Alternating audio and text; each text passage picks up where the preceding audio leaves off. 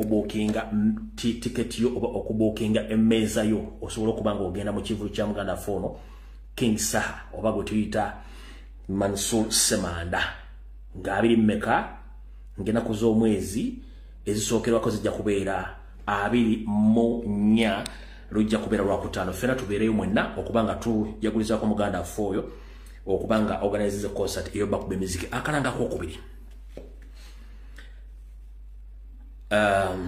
kasoma bwekati the Swiss Noop chapter bakutegeeza nti ejja kubeera okwekalakaasa okuvumirira eddembe okulinyira eddembe ly'abantu era kujja kubayo okwekalakaasa okulinyirira eddembe ly'abannabyabufuzi saako n'okuba nti tewakyali ddembe ly'abannayuganda bonna mu beegazanyiza okuba nti boogera ku byobufuzi ng'era bajja kuba bavumirirwa okuba nti baayisa Museveni ayagala okugjawo akakalu ka poliisi oba akakooti era Museveni ayagala kuba nti alinyirira eddembe ly'abantu okuba nga alitaddeko gambutusi okuba nti bavumirira ekikolwa ekyokuba nti batandise okutondawo obubinja bw'abatemu butandika okutulugumbula bannayuganda mu byokulonda saako okutiisatiisa kwa mutabani we Dere Drinking General okuba nti buli lunaku lwavaayo okukola ebigambo bino ku mutimbagano agezaako kutiisatiisa abantu saako n'okuvumirira ekikola kya Uganda okukozesa ensimbi z'omuwomusolo okuba nga bavujjirira ekibiina ky'abayeekere ky'Abanyarwanda ekya M23 okwekalakasa kuno kujja kubeera ennaku z'omwezi 18 lujja kuba lwa mu 18 mwezi ogwokubiri mwaka 2025 bajja kwekalakasa bifo bijja kubeera 3 bweddu ku conference ewasookerwadde bajja kwekalakasa ku ssaawa 3 mpaka ku ssaawa 5 n'ekitundu bagende ku embassy ya Uganda esangibwa e Geneva bajja kubeera ku ssaawa 7 kitundu okutuukira ddala ku ssaawa 9 then bajja genda ku United Nations okuva ku ssaawa 9 n'ekitundu bagende ddala mpaka ssaawa 11 ez'akawungeezi bakutegeeza ng'oyagala kumanya ebisinga ojja kutuukira omuteesiteesi ku ssimu ye ey'omungalo eno kasalaba 47964 ojja kuba omufuna bulungi akutegeeze biki ebinaabigenda mu maaso mu kwekalakaasa okwo mu ggwanga lya Switzerland mu Noop chapter stroke people power. Alright, akalango kawedde akalango bwe kamala okuggwa njala mumpita abantu balwammanga njala mumpitire Mpuuga ne Mapuuga njala mumpitire Anita Amongi njala mumpitire Muhoozi Kanyarugaba njala mumpitire Museveni James Birungi Christopher Damulira Emeka Tabaazi njala mumpitire Inspector General of Police abo nsose bayita bonna lufaya njala mumpitire Muhoozi Kanyarugaba mumpitire Kitawo Museveni mumpitire Mama Birangirangi n'abatulege Anita Amongi Mpuuga ne Mapuuga ne kagulupu ko naka DP block ne Museveni nga kwali njira mumpitire James Birungi akulya Semwai njira mumpitire wa ISO mukulu James Katabaazi mumpitire wa Prime Intelligence mukulu Christopher Damulira bwe bamalo bayitawo njagala mumpitire President wangu wa Den Manyale mukutambula agenda ajja kubeera ku video eno njira mumpitire wa Foot Soldiers mwenna njagala musalemu video ya leero naddala zino security alert zengenda okukola muzisalemu njagala musalemu security alert zino muziwulire za Foot Soldier bonna babe nga bazifuna bulungi nnyo bwe mmala okubatuma abantu njala mumpitire Saalonga Mulenge gya Wasanya Kalooli afutubadde mmengo naye abeere ku video eno bwe mmala okuyita Saalonga Mulenge gya mumpitire Felix Kulaije abeere ku video eno Felix Kulaije abeere ku video eno ngenda kusaba n'obuwombeefu omuntu yenna aliranye Ssaabasajja Kabaka amunnomere kutu amugambe nti waliwo ate ekyetaagisa okuba nti kiwulirizibwa olwaleero mu security alert zengenda ofulumya naye mumpite ku muntu yenna aliranye Ssaabasajja Kabaka abasajja baagala kuddamu okukola lulamba ne security alert agenda jjo olwaleero then male nte amasimu abantu bategeere bulungi nnyo kyekigenda maaso tetugenda kulinda okujjako ngera sooka kwebaza bakomredi mwenna abali mu ggwanga lya Bungereza abasobodde okugenda okwekalakaasa olwaleero mubali nnyo balinde bakomredi kyemukoze mbadde nange okwekalakaasa kuno kubadde olwaleero mwebali nnyo bambi mwenna abasobodde okuba nti mugenza okwekalakaasa simanyi lwaki ate ekifaananyi kiganye bwe kiti naye nga bakomredi mwenna abaddeyo mu kwekalakaasa kw'olwaleero mu ggwanga lya Bungereza mwebali nnyo mubalinde ddala omulimu gwemukoze temujjanga okwo abasobodde okutta obudde bwammwe n'ebiseera okuba nti mubadde mu kwekalakaasa mwebali nnyo mubalire ddala mwenna mwebale kukola mulimu ogwo abasobodde okugenda okutwala okwekalakaasa nga mulaga obutali bumativu eri gavumenti ya Museveni okutulugunya n'okuwamba abantu n'okuggyako abantu embere mwenna abaddeyo mbebaza nnyo mwebadde mwebalidde olw'ensonga nti video nzikute neziteekayo ku page enkadde ya Kajubitu ne ARLBS video kweziri abasobodde okuzira mujja ziraba ku YouTube sisobodde ziteekayo olw'obudde obutono kale mwenna abakulembeze ba national platform mu chapter y'Ebungereza mwe bali nyo baleddera kuba mukoze omulimu ogwo gwekalakasa temujja ngoko. Alright, tugenda kuyita mbwangu nnyo ndoza kansoke mpisewo obubaka buno then tulyoke tugende ku security alert. Nga bwe nzija mbagamba nti eggwanga Uganda eryokanga netunya tulebe sisebwe zinkano emyoyo amawanga mangi gafuze ku ggwanga Uganda naye tubadde tetulozanga okufuga kw'abasajja abakamente oba abayonkente wabula tukitegeddekera tukinonyezezzaako bulungi kati naffe tutegedde kiki buli muntu kyasobola okukola singa bafuze eggwanga eryo tutegeddera tunozezzaako twagala okubaza Yoseri ne Banyarwanda banno okutugumya emitima n'okututulugunya n'okusuula eggwanga mu ntata okulifula mulifudde kyakuzanyiramu nga mwokutta si kizibu kyammwe nga mulowooza temutambuze tesobola kwerwanako eggwanga mulifudde ekintu ekisekererwa nga wetwogerera olwaleero omukyalo ono omukulu Joel Ssenyonyi Loop ng'akyalimu atannafuuka Loop yali akulira Kosase yatwalaganya omukyalo ono gwe bayita akuli ekitongole kya Uganda Airlines bamutula kinaga omutalina bitabo bamuteeka obuteesi era nabagamba bwe muba mutamugobye eggwanga ligenda gwa mu ntata. Wetwogerera olwaleero ekitongole ekyennyonyi ekya Uganda Airlines mu bbanga lya mwaka gumu n'ekitundu kyakafiirwa obuwumbi 238 mu nkola yakyo ey'emirimu. Omukyalo ono bamutuula ki n'akabinja ka operating Uganda Airlines ng'erinnya bakatufiiriza eggwanga obuwumbi 238 mu nkola yaabwe ey'emirimu. Nabagamba ennyonyi ejja kugwa lumu nga tewali muntu yenna agenda kufiira mu nnyonyi agenda kusasulibwa. Ndowooza mwali mulowooza nsaaga. Simanyi lwaki ekifaananyi kiganya okujja era lwaliro kyekyanze naye kirimba kijja kulaga. Kifaananyi gw'olimba ojja kulaga. Kifaananyi gw'olimba ojja kulaga. Ojja kulaga ojja kulaga ndoza mula bulungi post eyo. Oyo mukyala ekitongole kya Uganda Airlines kifiiriddwa omwaka gumu n'ekintu kyakafiirwa obuwumbi 238 mu operation yakyo ekyokukola obuwumbi 238 ze ssente ze bakafiirwa. Ndoza mutegedde bulungi nnyo. Bwe tuvaawo then waliwo omukyalo ono akulira ebyobulamu mu ggwanga Dr. Ruth Acheng. Mujjukira bulungi era nga mukulu Joel Ssenyonyi akyali wa Kosase yagezaako enfunda bbiri ogenda okulambula eddwaliro ly'Obowa ne bamugaana bamugamba tasobola kukebera eddwaliro lino alina kumala kufuna lukusa n'afuna olukusa era lyomugaana. Wabula omukyalo ono Dr. Ruth Acheng mu bubbi bwe avuddeyo n'agamba olwaleero nti Dr. Ruth Acheng asaba akawumbi kamu n'ekitundu ak'ensimbi eza Uganda ogenda okulaba eddwaliro ly'Obowa lituuse olwaleero kubanga babasuubiza okubanga limalizibwa mu nkomerero y'omwaka guno gwennyini. Kati omukyala Dr. Ruth Acheng agambye nti ayagala akawumbi kamu n'ekitundu ensimbi za Uganda azikozese agende alambule eddwaliro ly'Obowa. Mukyala Ruth Acheng okuva ku Minister of Health w'otuula okugenda erubowa n'emmotoka yo n'abantu b'ogenze na 3 mumalawo akawumbi kamu ak'ensimbi za Uganda. Mpozi watuguzaako emmese buli mmese ya bukadde 8 yo ate mbadde ndirabidde.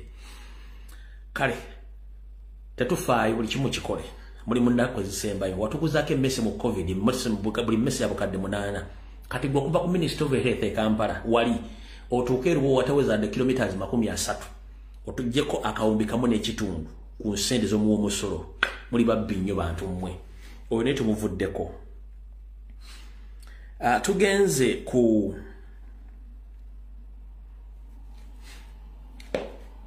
ku kakiiko akavunaanyizibwa ku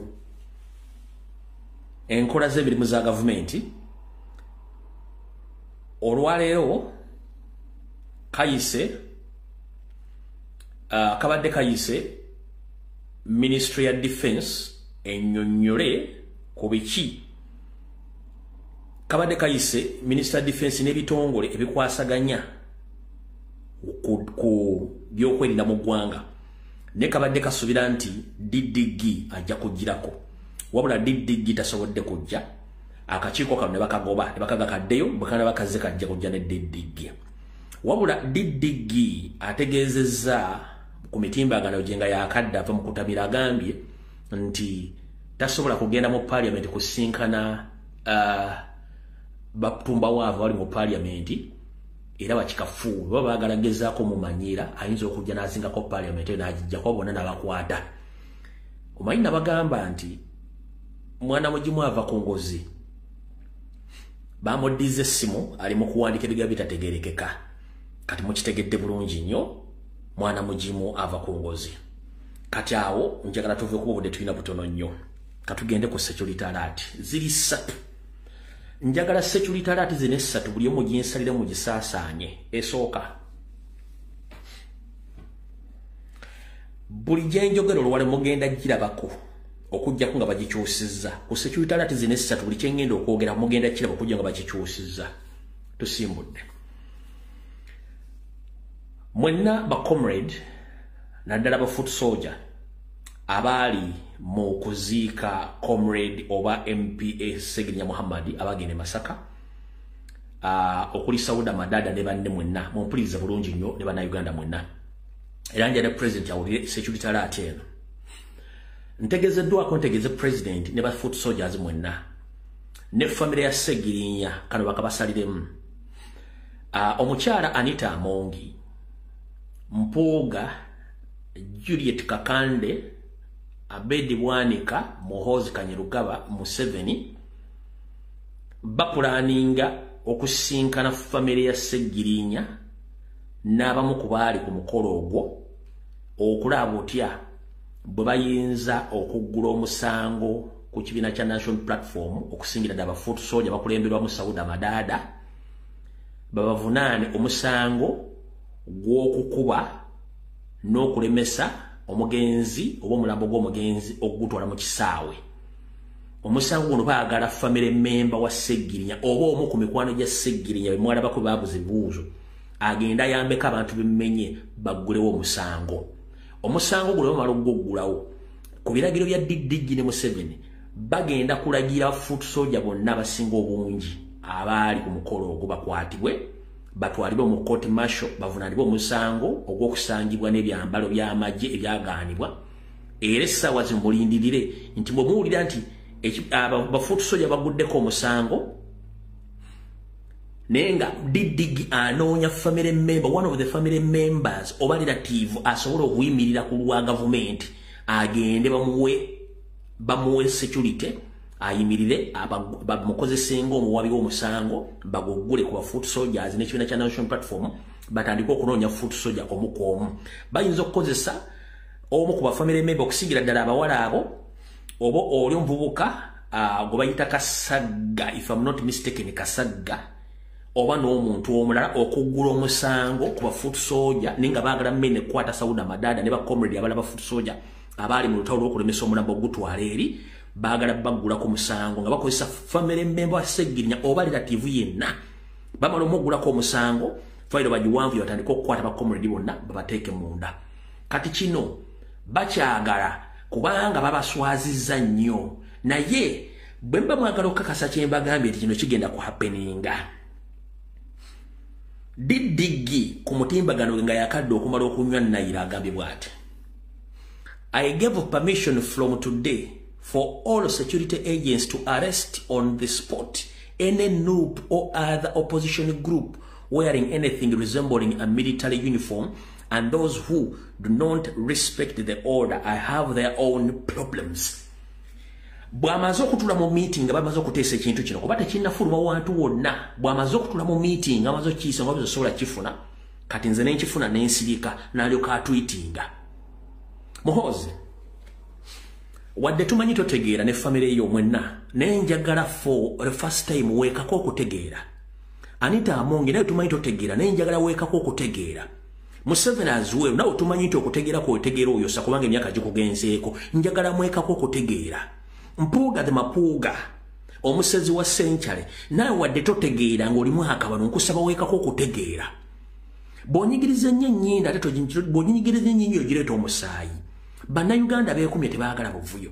Ne mugezaako nnyo okubanyigiriza okutuuka ku kkowe lisembayo nti tebalina kyakusalawo. Ndi wano bategeeza temulina monopole ku violence, temulina monopole ku mundu, temulina monopole ku buyeekera, temusobola okugaana omuntu okugenda buyeekera. The only option abadde basigazizaayo is to keep law and order, era kyebagezaako okukola. Ne omugaana okwekako okutegeera nga buli kimwagala kikozesa force okusiba abantu nga mbasiba nga ate mukozesa obukyamu. Mujja kuleeta akatyabagakanago mu ggwanga eyo. Ebisigadde mujja bikwatisaako emikono ebiri. Nkusaba muhoozi wadde otamidde weekako okutegeera wadde tutegeera. Azuwero ne kitawo mugambe Anita Amongi Mpuuga family ya Segirinya mwekako okutegeera de temutegeera olw'olumu. Temulina monopole ku violence, temulina monopole ku mundu.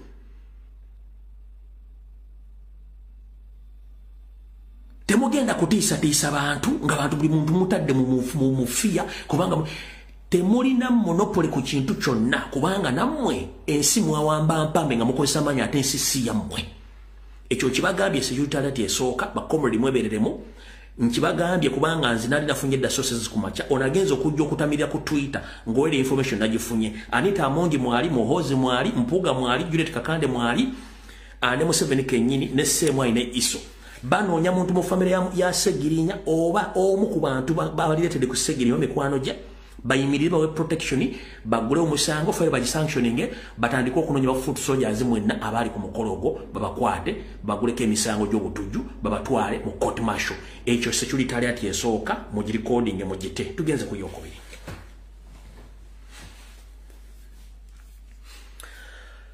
Nsaba okuluma kutuka Ssaabasajja Kabaka n'abo beesiga ab'enkizo abamuliraanye. Olwatta ssebo nalumanya eno security alert nsaba egende eri Ssaabasajja Kabaka wonna waali. Wattu abavubuka b'omulembe Omutebi tugezezzaako nnyo okwobereramu naddala okubuusa ku batamanya ngamba abajja Emmengo abaakabano Abaganda mannya. Ssaabasajja Kabaka asobola okuloopera nti twagezaako nnyo okulwana okukuuka ejjembe ngeri abaga nti lwanira obukeekuuka ejjembe okutaasa batamanya ngamba emirundi enfunda bbiri olwasooka lwe baali bakukusa okutwala mu ggwanga ery'omulula ne Kenya n'ennwana okukuuka ejjembe. Ogwokubiri lwe bakukusa okutwala Namibia mu buwaŋŋanguse gye baali bagenda okukumizisa omusu era byonna nga mwebiri ne tulwana okukuuka ejjembe mpaka lwakomawo ngeri oli mulamu.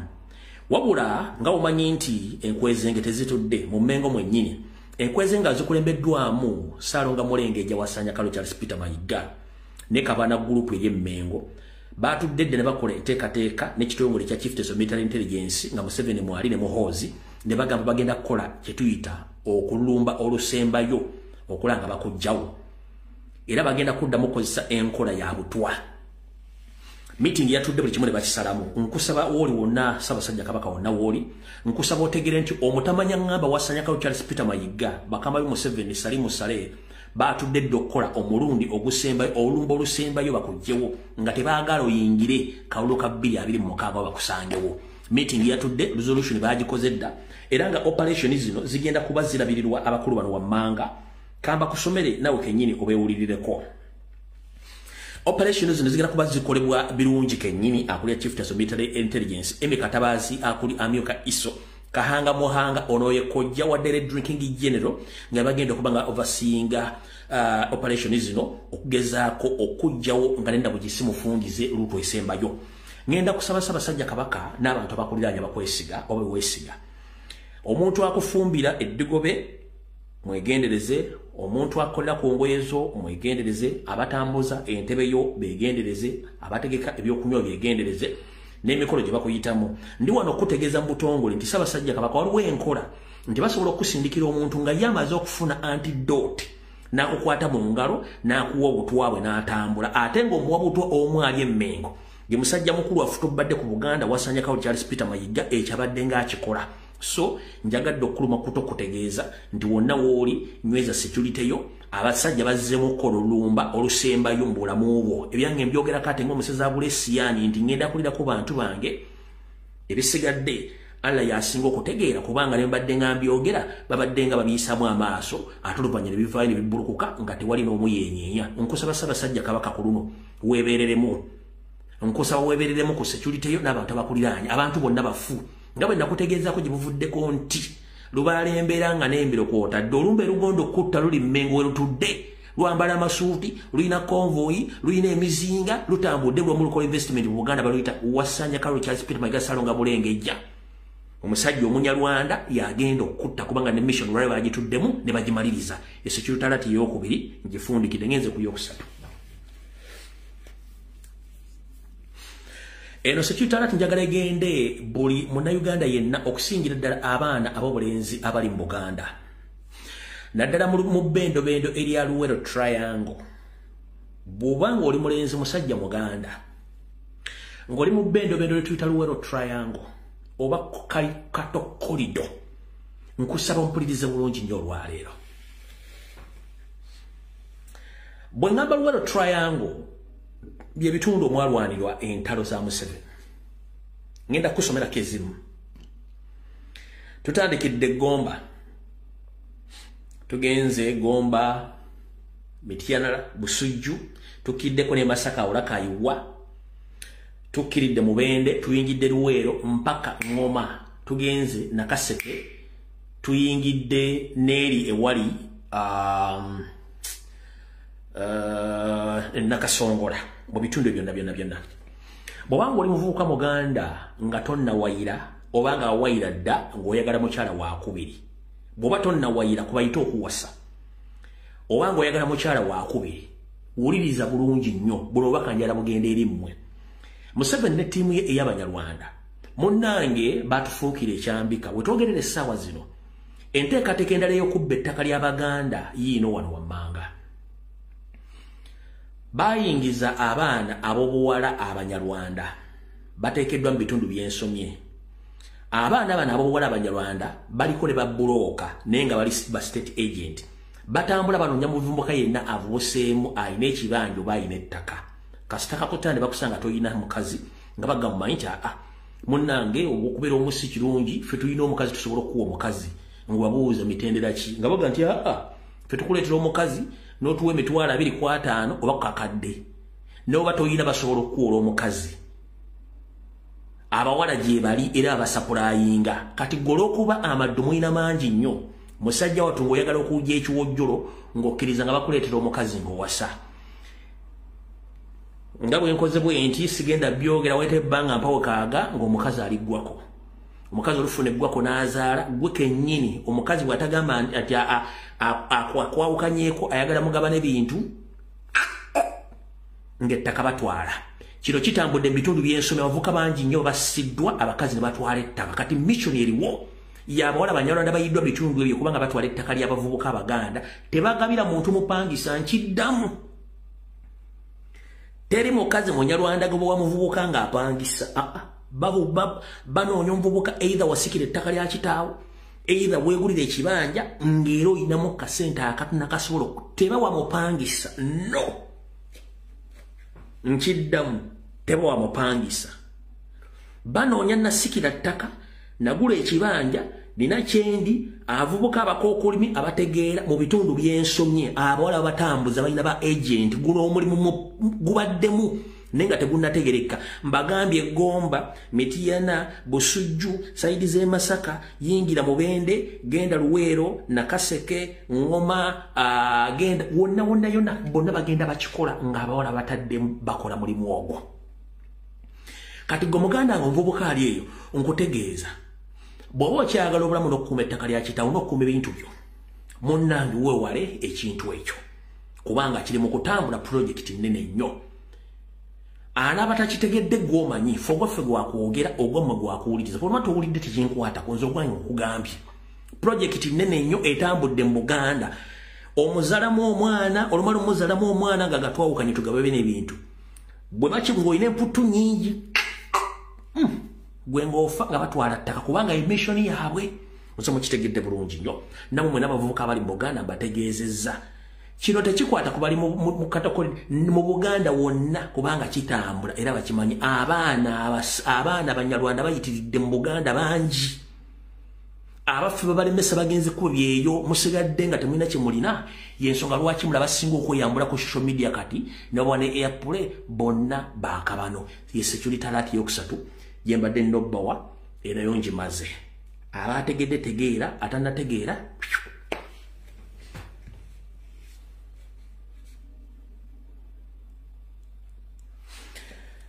kati nga tuyingira omwaka guno mpya tugenda mu kalulu abantu bano wammanga mwegendereze nnyo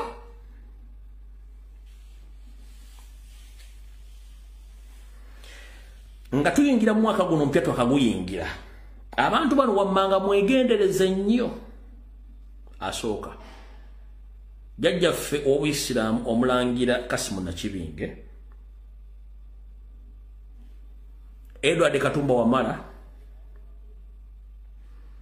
jjajjaffe omutaka Engineer Alan Nakirembe Kawaliggo Haji Lubyayi Kisiki Vice President Northern Uganda Dr. Runa Zedriga Joel Senyonyi Theodore Sechikubo Sheikh Kiti Father Chibi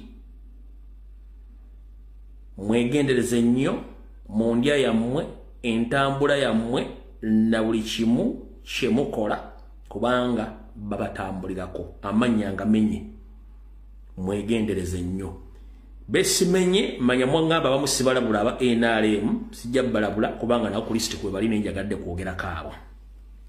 All right, aho tugenze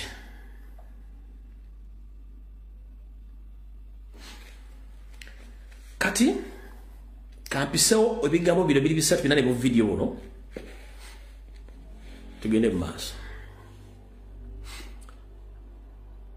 Nabagamba mbadde mbasomesa ku kigambo kya Museveni okutta abantu nawamba emirambo gyabwe namala nakola effujjo nasasula basasudde okukola diversion ekyaviiriddeko okujjayo kagege okujja okwogera ebigambo bikikinike nakanga abantu kinabagambye mwakirabye ekyo sikiddamu basagala muwabudde kinayogeddeko kyagenda okukola mwakirabye sagala muwabudde wabula njala soka bazanyira butambi buli muna Uganda ozukuko obwongo nti abasajja badde babatire ebbanga ddene nga temulina information omujijja ngenda bazanyira akatambi kano mu kuziika kwa Honorable Serena Nabanda mugenda kulaba omusajja y'omu eyeetaba mu kutta Serena Nabanda gwe bayita Kagege Nsereko Muhammad bwe bamala okukumpanya n'okubba sampo za Serena Nabanda zali zigenda wero kuzula nti butwa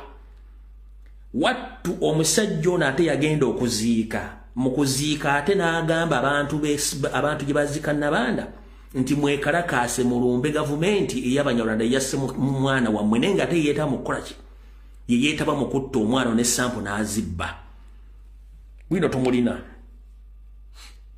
mukana akatambi eyali atutte obubaka bwa Museveni mu kuziika yali prime minister yali prime minister okumeka Moses Ali bamuyuliza amabogo message y'amabogo yali asinze okuvuga Museveni ne bagiyuza mama Serena Nabanda n'agiyuza my face information tuba nayo mwetegereze bulungi nnyo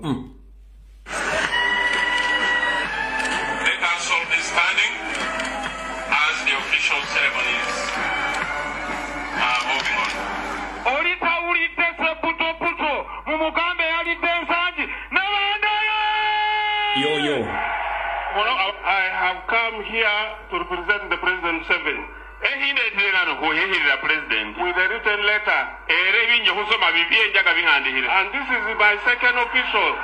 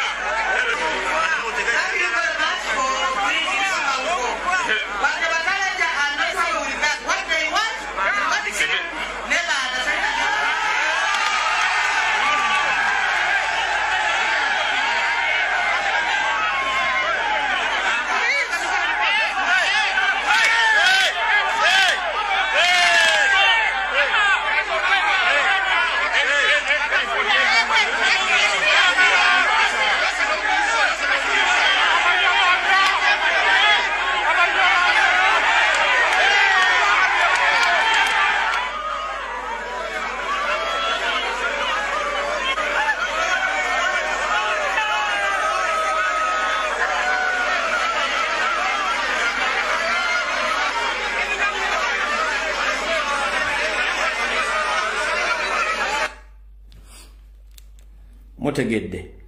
Ye omu yensereko.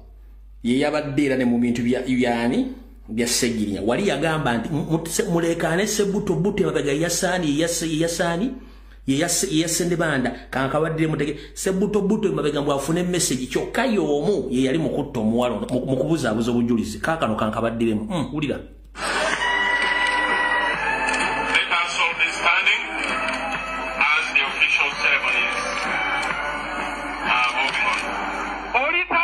Uyo. Mumugambe yali tensaji nabandaye. Well, I have come here to represent the President Seven. The president with a written letter. And this is my second official.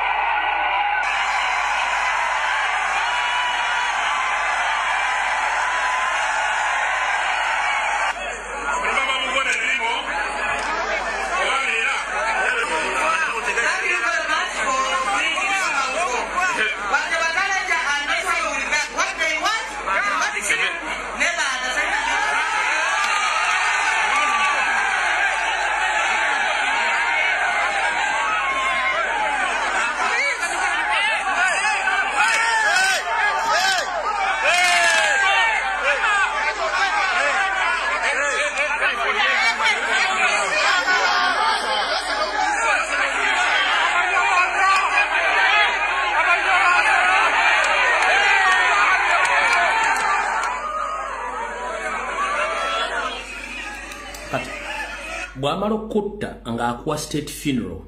Bwamalo kutta nga akuwa state funeral. Kati omuntu yomo yabadde mu fire Segirinya yayogera katemba n'aleekana abantu.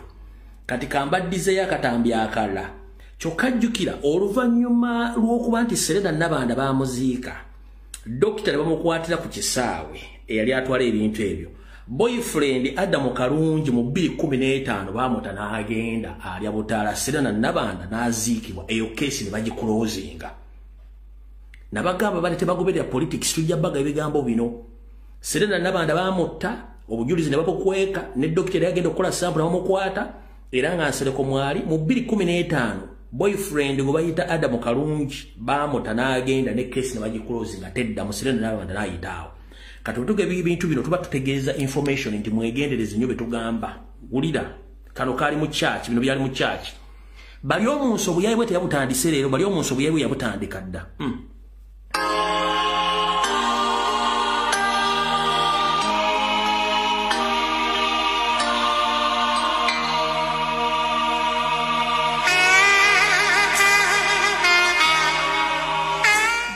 Yokusabira omwoyo gw'omugenzi yabadde omubaka omukyalo wa disitulikiti y'Obutaleegi okubadde kwezi Yesu Kabaka wano mu Kampala kubadde makusyankalano omu ku basawo abakulembera mu kikebe gy'omulamu gwa Serena ne banda nga ye Dr. Chris bali omunsi era nga ye mubaka wa Kikizisiti mu Palamenti wasisi n'ategeezanga omu ku basawo abadde yatwala ebitundu by'omugenzi okukebejjibwa bw'akwatira ku kisabo ky'ennyentebe ng'ateekateeka okugenda e South Africa. Unfortunately this morning I got disturbing information that the doctor who was flying to South Africa was intercepted and arrested at the airport. Kino kisanudde abakungubazi olumisi bategenda obulungi maaso n'enkyankalana. Why did they have to arrest the doctor? Didn't they know that he was on a government? Even money wants to whether he's not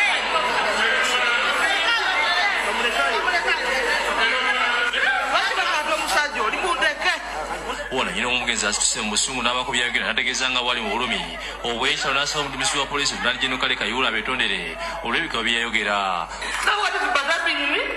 It is that some police stopping the investigations to go. Now how will I know what has killed my daughter? When the police is on which means they know. Let Kihura know that I'm in pain if he is really a parent. Wabula poliisi yangu y'okufulumya ekiwanduko era omwogezi wa poliisi Judith Nabakuba agambye nti kituufu omusawo abadde yeetwala ebitundu by'omugenzi okukebejjibwa Dr. Sylvester Nzuwo bamukutte olw'okuba tabadde na lukusa okutwala ebitundu bya Nebanda okwekebejjibwa kwa poliisi omulimu guno yagweddiza n'asaba abantu okusigala nga bakakamu. Omuntu yenna aba ayagala okubaako ekintu kyakola oba okwekenneenya okulala aba alina okugoberera emitendera gy'amateeka nga bwe gigamba okusobola okufuna sampo mu butuufu ate era ng'abakugu ba Government Analytical Laboratory balina okubeerawo ne wonna w'abazitwala balina okubeerawo ne bamugoberera. Abooluganda abalala nga bakulembedwa mu kitabo Muto Fred Mukasa boogedde kufa kw'omugenzi mwategeeza nga olwo abantu abamutuukirira nga beeyise abakulira olutalo lwa New Vision bamusaba nti bawandike nti yafudde ekikutuko. They introduced themselves as workers of New Vision. They took me aside. They told me that Mr. Mukasa, you have lost your daughter, but allow us to pronounce that it was an heart attack. Bana light eganyo olwali osimanye obanja buga tambu teke ku njabuga tambatire ku YouTube ku Facebook mulabe kubanga light eganyo sometimes light egana simanyi lwaki nebo gikendeze sere sigala kyekimu so simanyi lwaki kanda oba nsobola ki okka wano ndabo bakisoboka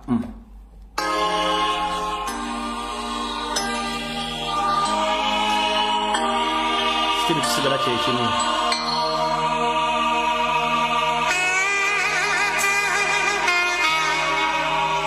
Misa y'okusabira omwoyo gw'omugenzi yabadde omubaka omukyalo wa disitulikiti y'Obutaleji okubadde Pulezidenti Yesu Kabaka wano mu Kampala kubadde Makusyankalano omu ku basawo abakola emirimu gy'omulamu gwa Sirina ne baana nga Dr. Principal y'omu nsi era nga yemubaka wa Kizisiti mu Palamenti bw'asinaategeezanga omu ku basawo abadde yatwala ebitundu by'omugenzi okukibijibwa bw'akwadde ku kisabo ky'ennyentebe ng'ateekateeka okugenda e South Africa. Unfortunately, this morning I got disturbing information that the doctor who was flying to South Africa was intercepted and arrested at the airport. Kino kisaanudde abakungubazi olw'emisi bategenda obulungi maaso n'enkyankalana. Why did they have to arrest the doctor? Did they know that he was on abroad? Even money wants to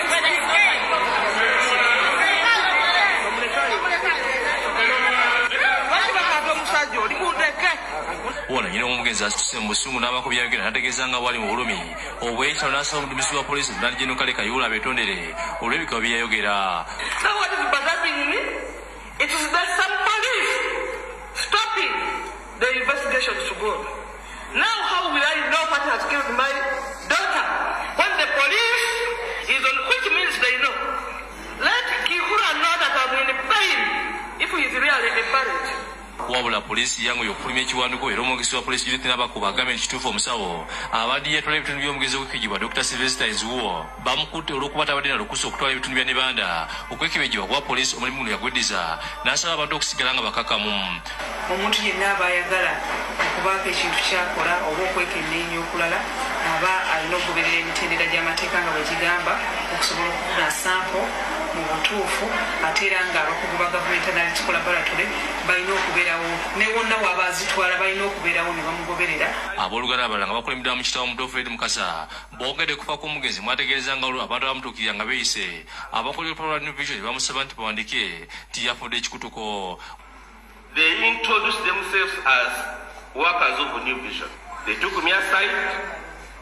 They told me that Mr. Mukasa, you have lost your daughter, but allow us to pronounce that it was an heart attack.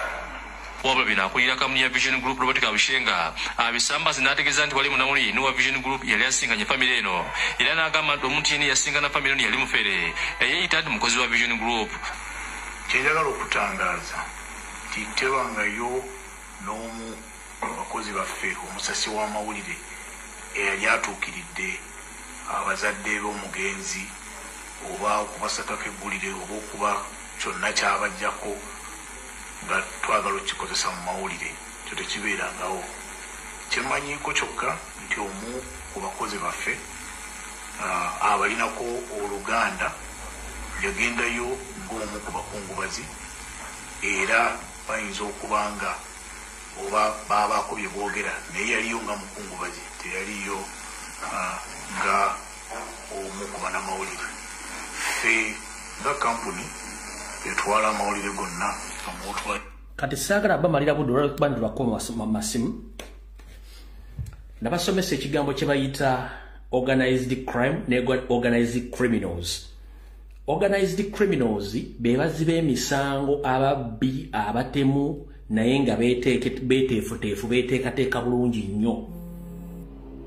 Kati ba organized crime gy'emisango egiddizibwa oba obumenyi bw'amateeka obuddizibwa nga buteeketeeke kati mu Uganda tulina organized criminals bakulwa mu 7 mpaka kwero C1 buli structure ba organized criminals mwe bali tulina organized crime emisango egidizibwa nga giteketeke bulungi nga ne buno okuba essimu wantu wonna kisigala kyekimu waliwo emisango mingi ezigiziddwa ku bannayuganda omulina okuttibwa ng'emisango gino giganya okugguka buli muntu agezaako kunoonyereza ku nfa ya muntu we ogenda otuuka mu ofisi wandituuse nga bagga tekikyasoboka fayire ekoma wano ogenda okudde ku polisi bagga fayire ekoma wano ogenda okudde mu muwabe wa polisi nga fayire ekoma wano ogenda kwera suwano nga fayire ekoma awo ogenda kuyakuzizaako omusango ate gw'olina omwetonda fayire ng'ekoma awo bwe bityo biri mu Uganda bino ebintu bwe tutaabikomye buli muntu ojja kukomba ku buka bw'okumenya amateeka mu Uganda so kati Uganda badde battanga abantu Museveni n'akola ebintu bye kati weewunye oyo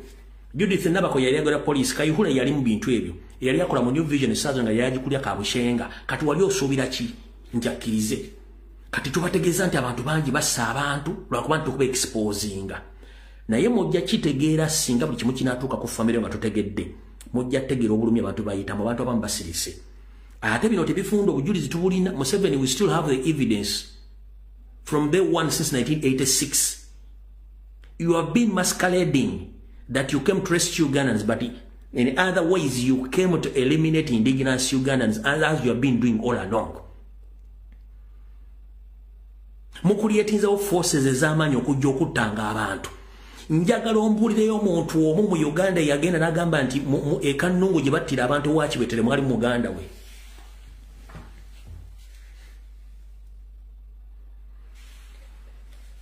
Njagala ombulye mu Uganda omwagamba nti ekannungu kibwetere gye yayokera bannayuganda gye yayokera abantu waliwo omuntu yafa ku kyalo mu kannungu oba district eyagamba nti wafiirayo omuntu we kannungu gomanyi baali awe bayokya baali bani bayokya ekannungu gomanyi abakola operation Wembule mu Kampala mukono wa Kiso abantu babattanga batya Operation Wembule bakubanga abasajja abaganda abaana abaganda bava mu nsiko n'abatala bamalawo kati okulozaako ku kintu ekitufu otegeere abasajja abane bakubye kwa Kashiya Mall tekwabaddeko na muntu yenna alirireeteri na bubbi bwa banka abantu badde bali ku byabwe n'obakuba amasi kyokula ne video ezavudde ba high witness video bazisangudde ku social media platform wonna toyinza wogiza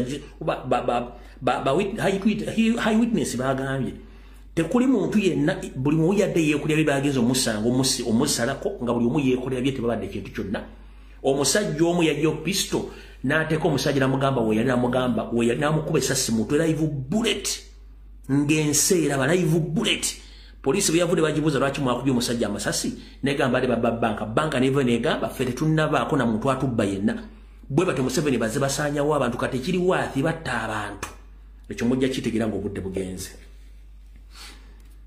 kati ngenda kutama amasimu gaba nabasuubiza bwe ngenda basaba tetuwemula wano ku Lumbuye Broadcasting Service tetukosa bigambo bya kuwemula osobola okulengeza okujerega naye ngenda kusaba towemula bambi obusungu mwina bungi ngenda kusaba towemula nkwegayiridde wante tuwemula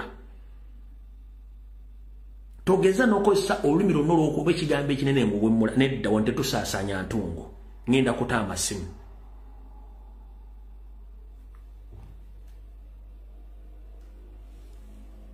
esimu nzitadde okuba ku strict WhatsApp kwokka eddakiika 2 kuba twetaaga buli muntu ateesa eddakiika 2 ne munakuba abantu 2 mu dakiika 2 no problem but strictly ku WhatsApp kwokka tokuba ku direct call nze simu nzitadde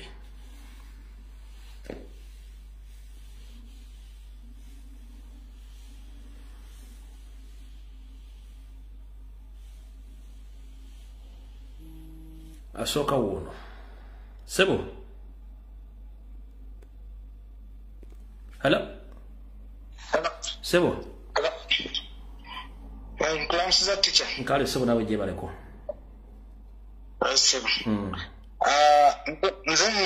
nze kumbera kati genda mu Uganda mu ggwanga lyaffe na buli ekigenda mu maaso ekintu ekitubonyabonya ffenna bannayuganda n'eggwanga lyaffe twaliza awamu be Banyarwanda ekyo tekiriko kubuuza tekiriko nakubaganyako birowoozo Abanyarwanda kyekizibu kyaffe era babunyabunya Uganda bw'otunula mu 50-year master plan yaabwe bakugamba nti omunnauganda yenna ba centrals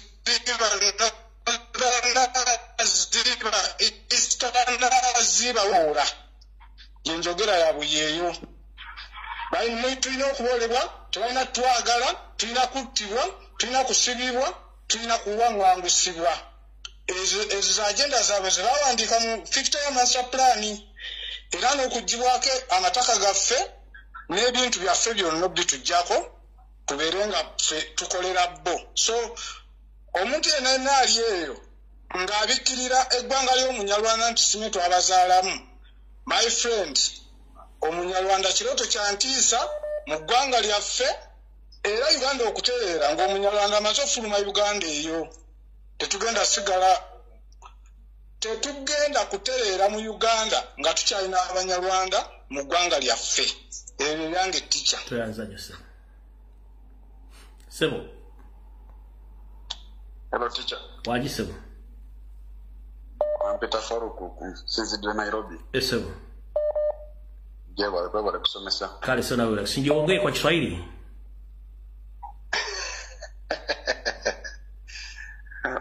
baja kuntegera lo ongea kwa Kiswahili kwa sababu tunataka kila mtu huko kwa East Africa ajue hii mambo gani kuna kuongea sawa mimi naitwa Faruku napigia kutoka Nairobi lakini ni Muganda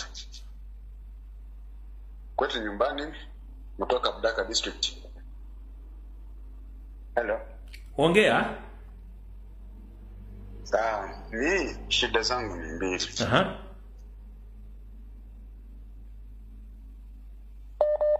ya kwanza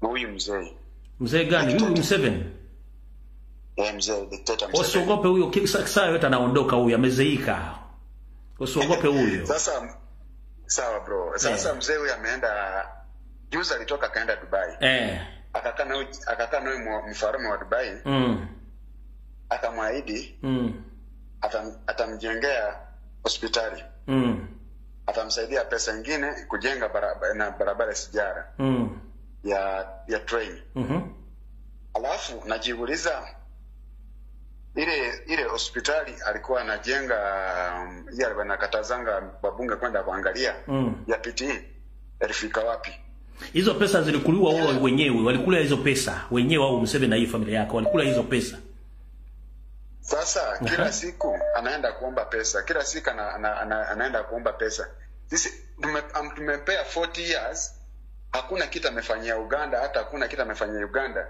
hiyo 40 years kama alikuwa amefanya president mzuri alikuwa ametengeza Uganda na kama Dubai angalia sisi huyu baba taifa mimi namuita baba taifa Idi Amin Dada huyu baba taifa alikuwa alijenga vitu vingi sana Uganda akajenga embassies nchi za nje sasa mzee hajajenga chochote alafu kitu kingine hiyo mambo ya M23 teacher mambo ya M23 hii mambo ya M23 sasa tunaenda election tunaenda election 2026 alafu unajua hakuna indigenous Ugandans anaweza piga Uganda mwenzake au watu wanaweza tumika wakati wa election kupiga wana Uganda waache kupiga kura ni kwa maoni yangu naona hivyo lakini usiogope Mungu anajua vizuri siku za Museveni zimeisha teacher tumeumia sana acha nikwambie teacher mimi niko huku Nairobi sisi tunatusiwa huku wanatuambia nyinyi Museveni amechukulia nchi yenu kama nyumba yake kama boma yake nani wao wanakuwa ngoja kwa namna hivyo watu natusi hakuna sina radio hapa ni manajirani tu si ndio nao wako na huyo Ruto la Museveni Ruto ni mtoto wa Museveni unajua vizuri wakati natusi baba tunatusiwa huku vibaya sana. Unajua unaongea na kwambia wachana na wewe, nyamaza. Mwezi kusimama, mwezi kujisimamia wenyewe. Mtu anachukulia nchi yenu kama boma yake. Sisi tuna usemi huku, ukiongea na wanatusi tu. Hakuna usemi. Alafu bwana sema msimama kama wanaume. Mnaona sisi hata kama unaona hii tabia yako huko nyumbani ya kidnapping watu na huku pia nani banaanza kuchukua watu wana. Sasa wacha nikwambie mkubwa, kila mambo ambayo yanafanywa kwa Uganda sawa hii zinafanywa huko Kenya. Sasa Kenya pia wanalia. Wanalia tu. Alafu wasiongee mambo mabaya kwako, kwa sababu kila mambo mabaya huko Uganda huko Kenya. Alikuwa minister mzima, alikuwa Anthony Jeno. Sasa akabadilisha akakuja anakuwa minister wa umma. Alikuwa na kijana yake, alikuwa anaitwa Justin Muturi. Wakati maandamano yalikuwa ya mwezi wa 6 na mwezi wa 7, hiyo ilikuwa kali. Kijana yake alimchukua akaenda akampeleka NIS. Sasa akaenda akapigia president simu, president akachukua simu. Mwenyewe akaenda State House. Akamwambia mtoto wangu amedikinapiwa. Akapigia mkubwa na yeye akamwambia sisi tuko naye, akawaachilia mara moja. Hiyo mambo umejiona kwa gazeti. Sasa mtoto wake ameruka kichwa. Juzi hiyo minister akaenda kaenja kaongea, sababu anasema anataka kumimpeach. Kwa sababu wataki mtu aongee kwa mambo ya serikali. Wacha tuombe Mungu. Hivi vitu vinafanyika huko kwetu Uganda, ni vinafanyika huko kaka. Siku za huyo mzee na familia yake zimeisha. Usiogope, ngoja kidogo. Siku nzima brother. Siku nzima brother. Sawa, nashukuru sana kuongea na wewe. Haya, asante sana. Mungu kulinde. Zaidi ya kufundisha wana Uganda. Haya. Hello. Sebo. Kale mukuru nawe je bali kosa. Lewo waliwo ebintu ebireekana.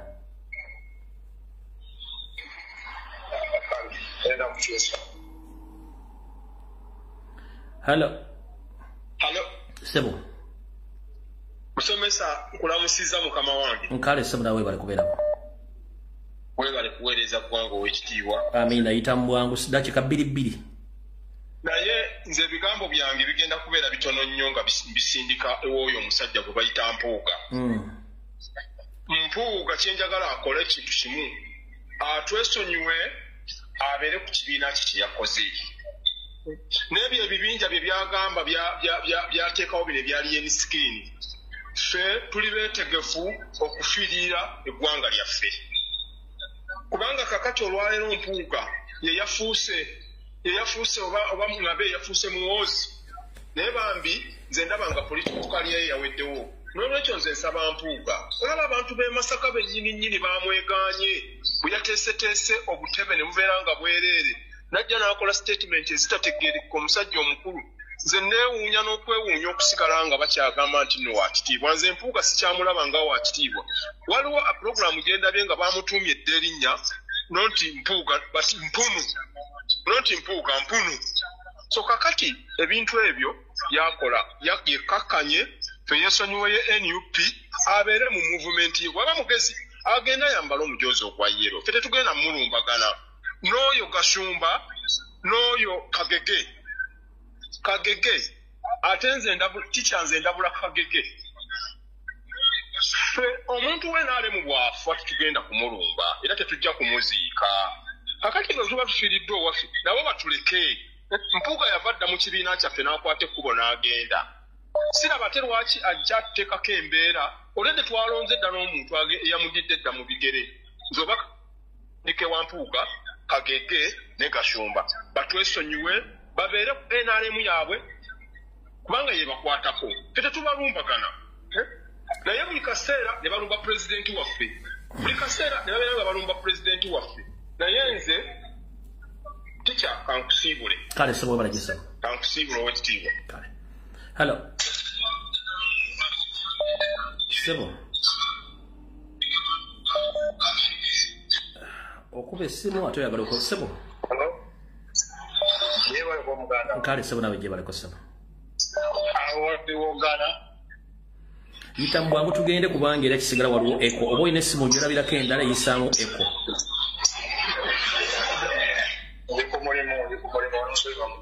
Kakati ku meseji ya Amos gyateekateeka okukola bafuuti soja omanyi twagamba Muhoozi ne kitaawo tumugamba nti okulonda kuyinza obutabeerayo naye ate kuyinza obutabeerayo tigalaku obula wayinza okitwa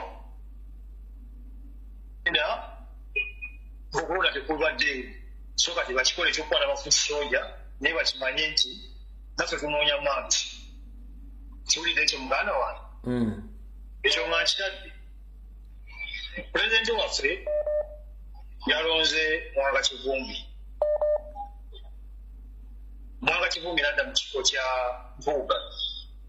Abantu abasinga buli omu yatafuse buli omu yayogedde ekintu ekyo byogera yenga ye bwalaba naye nze nsiiba ngamba bannayuganda pulezidenti kyakola teri kintu kyakola nga tamaze kiraba tamaze kirowoozaako nga tamaze kyefumitirizaako fenna tukimanyi nti ekintu ekigoba omusota mu kituli gaba mafuta era omusota bwe guyingira mu kituli bwe guti bweva n'oyiwayo amafuta kkiriza obagaana guvaayo era bw'oyiwayo amafuta nga teniyo omusota wale gujja kuvaayo kakati ekyo kisigadde bannayuganda bakimanyi oguba musota gujjayiwayo amafuta ogunansi musota we tunayiwayo amafuta tegujja kuvaayo kitegedde muganda wange soobye ebyo ebyalo kale sebo tweyanzanya sana hello hello yes muganda wange jebale kusebo nawe jebale kale sebo yes so tuli ku nsonga za ggwanga ita mbwangu sebe dakika ina bbiri genda maaso okay so baganda bange okulwanirira eggwanga si kulwanirira puleti ya piraawo oba si kulwanirira kasooli kyetulimu tulwanirira ggwanga lyaffe nga ffe bannayuganda bwe kiba kikwetaagisa okufa ogenda kufa kubanga yensi yo toyinaayo ndala kyetugendamu tugenda mu protest vote kitegeeza nti target gye tulina ffe nga bannayuganda Museveni gyatasobola kukontrolinga ffe bannayuganda ffenna okuvaayo ne tugamba nti ekikola ki ekimala so baganda bange ayikola koni that mumumobilizinga abantu bonna kubanga ekintu kyetusigaza kiri kimu Museveni kyatasobola kukontrolinga yeffe ffenna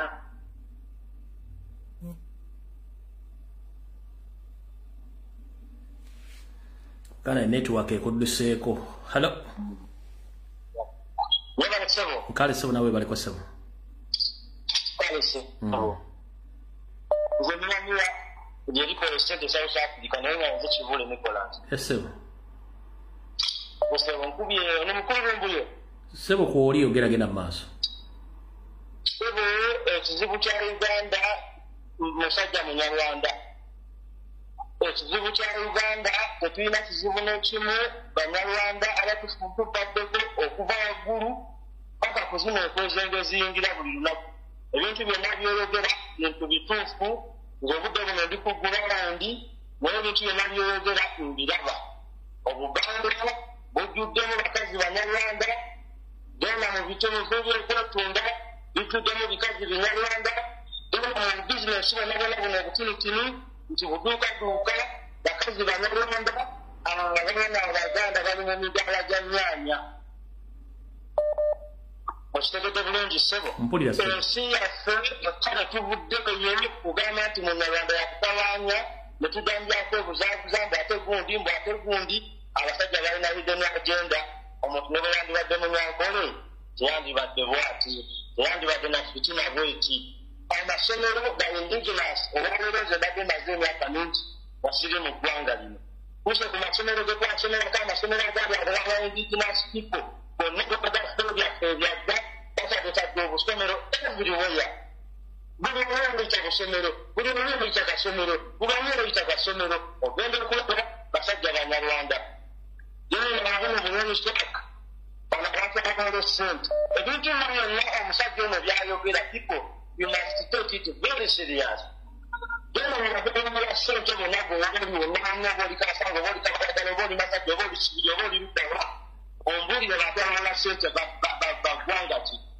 betubukiise nti banyankole kumbe banyarwanda statement tubadde tukolera sente era ezenzize mbagamba ekintu ekituufu nti omusajja bwe tubadde twevuddeyo kugamba kizibu kya uganda nti atawanya munyarwanda tusiwasaane ku mazzi naye nga naye balina security alatiza olwaleero kabaka waffe tumwagala nnyo era yeebereremu tuyanziza gyoneyaze kale hello hello hello hello teacher nkulamusizza ssebo nkale nnyabo naawe gye baliko nkulamusizza ssebo nkale nnyabo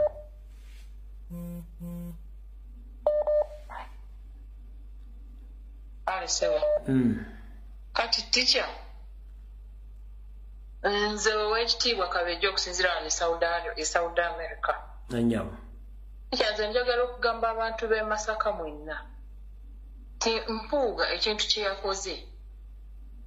yakoze mukolo gwakwebaza Sseggirinya okumutemeratemera abantu b'e Masaka tabalimba mbu yabadde akungubaga yabadde asanyuka kubanga abantu bagamba Sseggirinya nti yatemaatema b'e Masaka ate era mwogwo omuluka Mpuuga gwatwala kyenkana kati awo yabadde akola omukolo ng'akola gwaki kubanga yalibadde namusanyufu busanyufu nti omutemu afudde naye ate n'akaayanira ne Mayite kibannayuganda njagala mukitegeere bwekuba tekwabadde gwakalobo kalenzi ye yabadde musanyufu yensonga lwaki ku mufu omusiraamu yaleese muyimbi mu katuliki n'ateekawo n'ebimuli ebitakkirizibwa ticha ekyokubiri njagala okutegeeza abannayuganda ffenna mwenna abagamba nti tugenda mu kulonda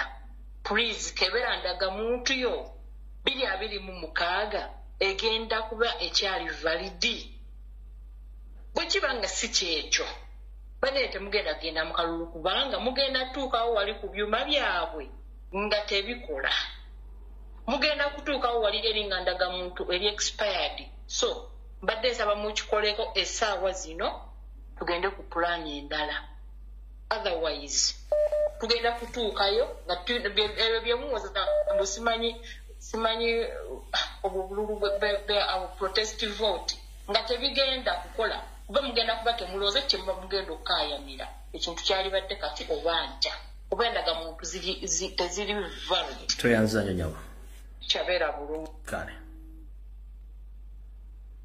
hello but when he saw me with the refugees, you notice that the jealousy is over. Is it more these days? Hello. Yes. Try to look from this side. Okay. And we know it's a problem. Hello. Teacher Fred Rumbi yakulamusiza kwa sebo. Nkale sebo nawe gye baliko sebo. Nebaza mukama Katonda kyakumye kubairo ngo kyali mulamu. Esebo. Always nsaba nnyo bannayuganda bakkirize oba tukkirize okusaddaaka okuwa esaddaaka bakuwa ebimuli byongo kyali mulamu. Ensonga yange ey'okubiri kembereko mukaka mu Tisha Jaffa I mean Teacher Fred olwaleero mbadde nsaba ojjoddeyo tukolere puroguramu oddemu otujjukize genocide zonna Museveni zazaakola mu Uganda ng'otandikidde kuyeeka Nnungu. Teacher Kwendi kwoli 7 sekuwulira mbadde nsaba ojjoddeyo tukolereka puroguramu ako ojjukize bannayuganda osanga bannayuganda tugitegeera nti Museveni tiyajja kukulembera ggwanga lyaffe Uganda ye yajja kutta kubba na kuzikiriza. Ensonga yange ey'okubiri bannayuganda Museveni ebintu byonna byakola like any dictators of the world basinzira ku ntegeera yaffe. Tubajukiza nti ekigendo okusimbuliza Museveni ne Museveni zimuwono mu Uganda muna Uganda ngodidde ebintu ebitalina makulu ku ggwanga lya Uganda mubima makulu basinzira ku ntegeera yaffe. Singa tunayimira wamu ne tugaana okwawulibwa ne bannabyabufuzi n'abo bonna abantu be nga bwe yaddira eggwanga Uganda n'alyawulamu busabu disitulikiti, tujja kusobola okununula eggwanga yaffe Uganda. Ekintu ekikyali ekizibu. Ensonga ey'okusatu, nawulidde nnyo ennaku waliwo omuteesa omu yayogera ku Bobi Wine jjo lwatuwa amasimu jjo n'agamba singa tusobola okuyimirira ne tubanja Bobi Wine tebanaba kumutira mu kkomera tetumugyayo nabwe gutyo natuwulira abantu b'ekawempe nga batambuza Sseggirinya Muhammad mu luguudo oba bali bamutwala mu maka ge Kasanga tebaluddawa neŋŋamba naye bantu mmwe lwaki temusiima abantu be babakolera nga bakyali balamu. Sseggirinya we yali abeetaagira muggala enguudo mazima Sseggirinya mumutambulidde nga mufu. Bannayuganda tuli babi. Tikya Chemical Alfred Lubuye nsembyayo n'okwebaza bafuto soja. Tikya Lubuye waliwo akavidiyo katulaga nga omusajja bino Museveni and his operatives bapulatinga emundu. Tikya Lubuye waliwo akavidiyo katulaga ng'abannansi b'ekitundu ekyo baagaana omuntu wabwe okutambula era ne bagamba polisi temumugyawo wano mututtira wano. Tikya Lubuye nga tulaba kugenda mu kalulu ka 2021 twalaba omuvubuka gwe baakwata omwana ne yeeripira ku mpagi y'ennyumba amagye ga Museveni gakubya abantu bonna. Omwana munezi ne yeeripira ku poles of the house mpaka oba amusiza nga talina ayamba. Bannayuganda kitegeeza nekkubo omukulembeze waffe His Excellency Robert Kyagulanyi Ssentamu regardless the assassination attempts zayitamu ebbanga lyonna lyagamba nti atambula mu campaign trail alise bannayuganda ekigambo ky'okwenunula nga bagamba nti tuli mu byamuzanyo tuli mu byaddala. Kitegeeza nti information ekomaawo. Kemba sibule n'akagambo kano. Tikya Lubuye bw'oli baawo oba bwe tuli baawo singa Museveni amala atujjako omukulembeze waffe w'eggwanga His Excellency Bobi Wine, Museveni amekinze sure and his abakona b'emikwano nabo badde mapugazi bakozesa bagenda kumakinga sure nti neggwanga teriddamu omuntu afaanako ne Bobi Wine. Aye Katonda kuma Ssaabasajja Kabaka n'omukulembeze wange His Excellency Bobi Wine nkusaasirako nnyo nga nange neesaasira kubanga wajja mu generation esinga obusiru ono ku lukalu lw'omuddugavu. Tikya Lubuye Mukama Katonda akuuma. Amen. Hello. Sebo. Hello. Gwaliko Sebo genda maaso. Webale okuweereza Professor. Nkale Sebo nawe bale kubeerako. Nkale muganda wange. Kati otera nnyo okutuwa engero. Nange leero kantireko mu lugero luno olugamba nti owebbanga otamuwemukira. Teweebikka. Teweebikka. Kati tugamba nnyo nti Abanyarwanda kyekizibu kyaffe, Abanyarwanda kyekizibu kyaffe. Kiki kye bakola ffe Bannayuganda kitasobola kukola? Kuba mugezi n'otugamba teri muntu alina monopole ku mmundu, teri muntu alina monopole ku kwekalakaasa, teri muntu alina monopole ku kyonna. Kiki Abanyarwanda kye bakola ekyo ffe Bannayuganda kitasobola kwekalakaasa okutuuka okubeekwasa nti kyekizibu kyaffe? Ekyokubiri, tugenda mu protest vote 2026. Bwe tunaaba tutuuseeyo. Tukikkiriza nti Museveni yawangula 2021 nga tukyalina n'abantu baffe be yawamba mu kalulu ka 2021. Bannayuganda tukkiriza Museveni atwale mu kalulu 2026 nga tukyalina abantu baffe abakyali mu makomero akalulu ka 2021. Bannayuganda tuleke kwekwasa bintu bitaliimu. Mbasaba Bannayuganda tukole buli kimu ekisoboka era nga bugambye nti bonna batutuuseyo tuleme kutuuka mu kalulu 2026. Webale okuweereza Professor kumire Ssaabasajja Kabaka Wangaale. Amen. Hello. Hello. Yes, Tisha Jebaleko. Kale nyamu nawe Jebaleko. Kale, mwebala obuweereza. Kale nyamu. Tisha, ensonga yange ejja kuba ntono nnyo njoke nve wano. Nze Tisha ngamba kyemubadde mulina okukola mwe ng'abaweereza baffe mukikoze. Information mugituwadde ate ng'abantu bagifuna kyekituufu. Naye tukyalina okutya kungi nnyo mu mutima nti abantu tetunaba kwetereza kwewaayo oba kwesaddaakayo tugambe ekiba kibe kubanga tukyogenda okulaba bano abantu we tuli mu kweterereza mu western eyo we tugamba nti abali mu buyinza ba western ogenda okugenda kati mu west oba mu western apartments ezitabeerangayo gye ziri amayumba agatabeerangayo Teacher bali mu gazimba industries nga bwolaba Museveni ali mu kwekweka mu ntunga mu kyekyo ky'oli mu kulaba businesses bazitandiseeyo omanye ensonga lwaki tebyabeerangayo bino byonna bizze oluvannyuma lwa bino bye tulaba nti bano abantu beetegekera dda bamanyi waliwo ekijja naye ffe Abannayuganda ffe abatanaba kuvaamu okutya tugambe this is enough tubafubutule bagende mu western when all has been done ne mu western tugende tubafubutuleyo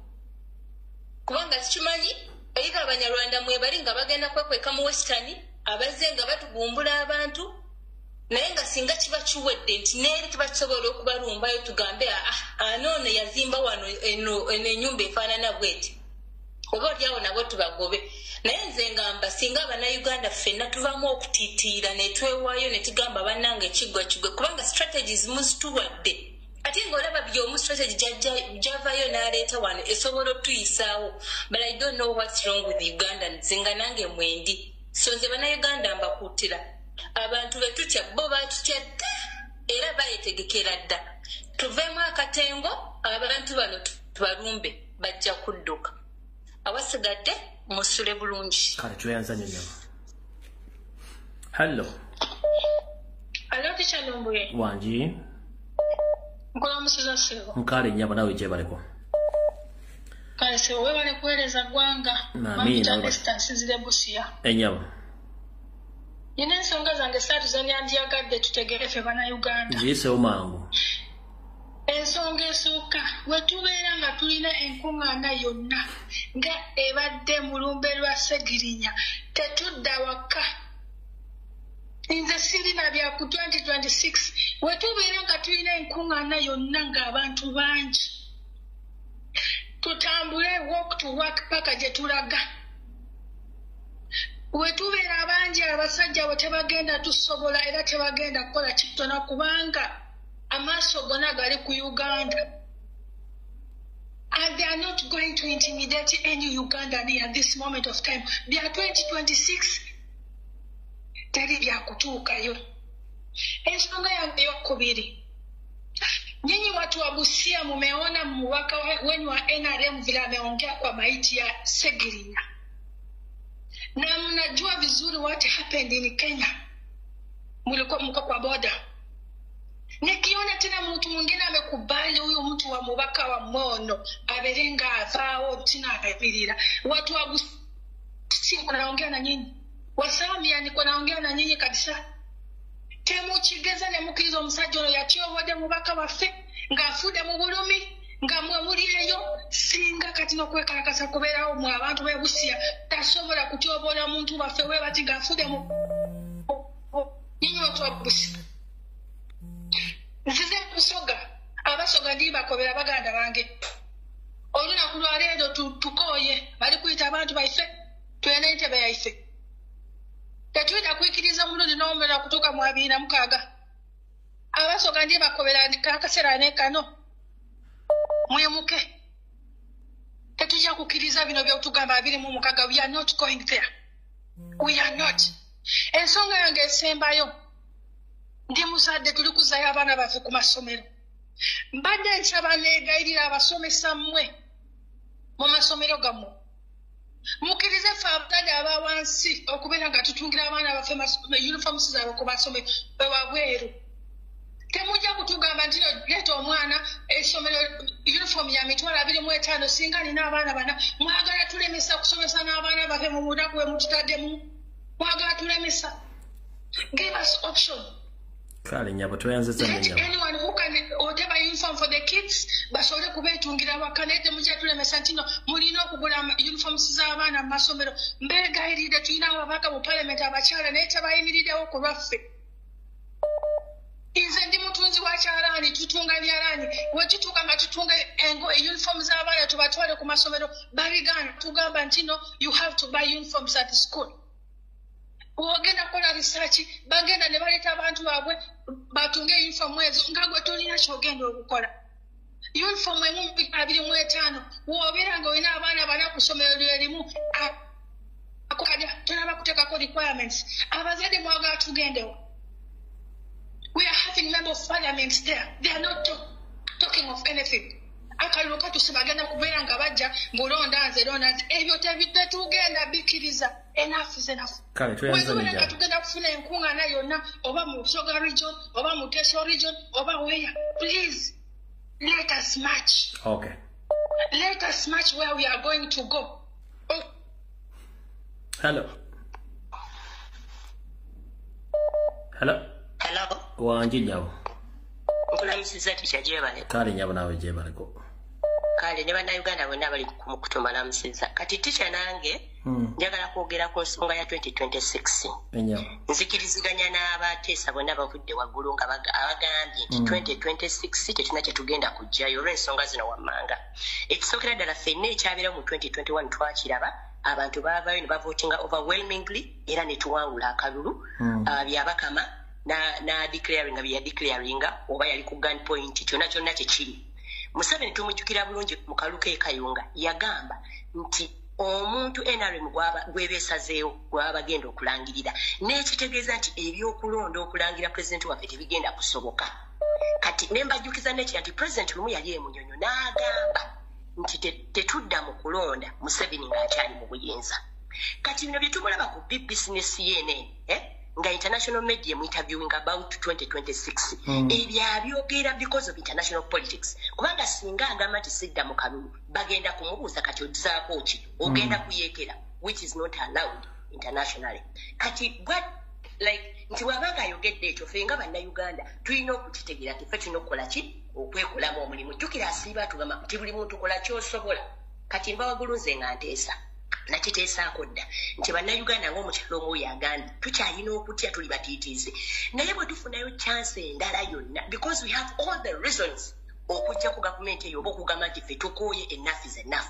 Bwe tufunayo ka chance akalala konna nga bwe kabadde mu Ssegirinya oba gigenda kubeera misinde gya Kabaka oba birthday run kyonna ekiddako tufune abantu baffe abagenda okukungusa bannayuganda oba bagenda kubakuba oba bagenda kubakola bati babakunguze mpaka wakati mu kibuga teri kudda wakampaka nga twenunudde kwe kuteesa kwange. Otherwise bannayuganda tebagenda kuyimuka mu mirembe nti tubajje mu mayumba gaabwe naye tubafunze wonna bwe banaabira bakuŋŋaanidde oba gunaabira mukolo gwa kuziika oba kinaabira kiki tubakunguze mpaka wakati mu kibuga teri kuddaka mpaka gavumenti ng'evuddeko. Tweyanziza nnyo nyabo. Kale ssebo.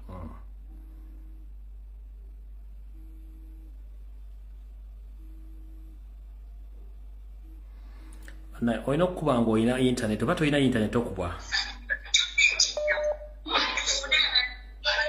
Hello.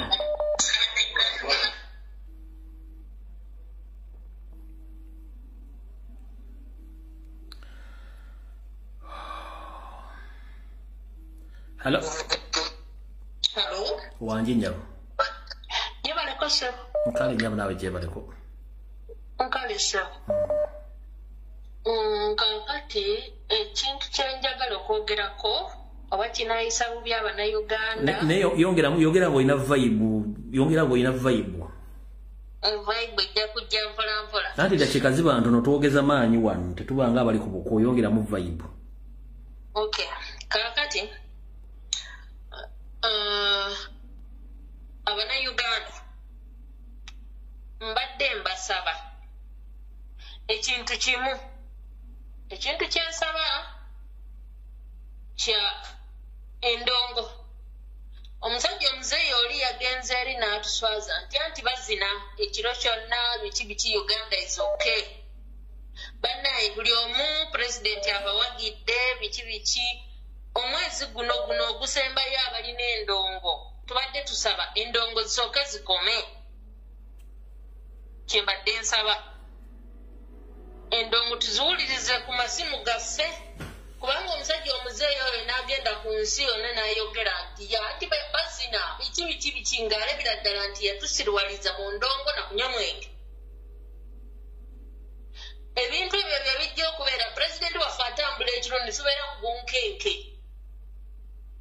kuba oli ayagala okumutemako omutwe ajja kufunira nayo mu kyansi eyo. Ekyokubiri oyo omusajja Mpuuga aleme kutumanyiira. Teri muntu bw'abanga atugamba nti yagambye b'amakomera nti be yagamba ng'abakulu kaakati simanyi abo abasajja b'amakomera balina okutubuulira buyinza ki bwe balina okusumulula abasibe. Kitegeeza basumulula abasibe nga bano ddolo tebamanyi. Abo abasajja batumanyiridde nnyo. Tulina obulumi twagala okudda eka naye nga balowooza nti balina kutuzanyirako buzanyizi. Mpuuga weetereeze, leka kulowooza nti gwe one man's hand nti olina kutumanyiira buli kimu. Weefuula nti olina okubuzaabuza ate gyeyongera okulongoosereza oyongera kwonoona. Tukoya okwogerako wagamba nti tetukunyooma abaana bo bakulu naye gy'oyongera okukola ki okutujoogajoga. Tebereza nti abaana bo okujjako nga bwe baatwala mu America they will not come back to Uganda. Oba musirwe bulungi kale nyabo oba musole ya hallo wanji nyabo kyebaleko ticha kale nyabo nawe kyebaleko Tulanange madde akange kabadde kalowoozo. Madde njagala kwegayirira bannayuganda.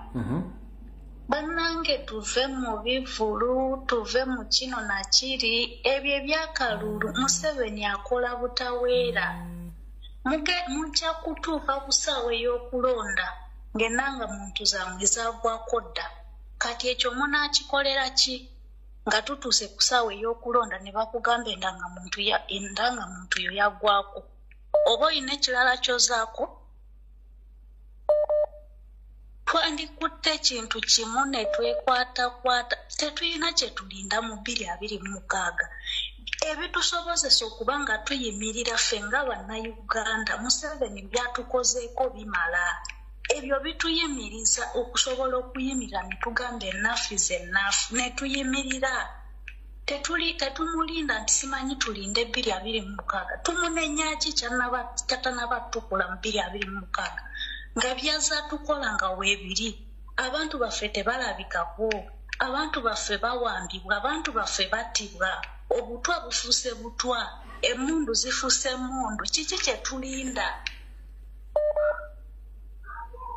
Mbadde nsaba bannayuganda tuve mu bivulu bannange obwongo tubuteeke ku ggwanga lyaffe. Eggwanga lyaffe Abanyarwanda balitwala ebya siriyasi. Kale nyabo toyanziza. Kale ticha. Kati?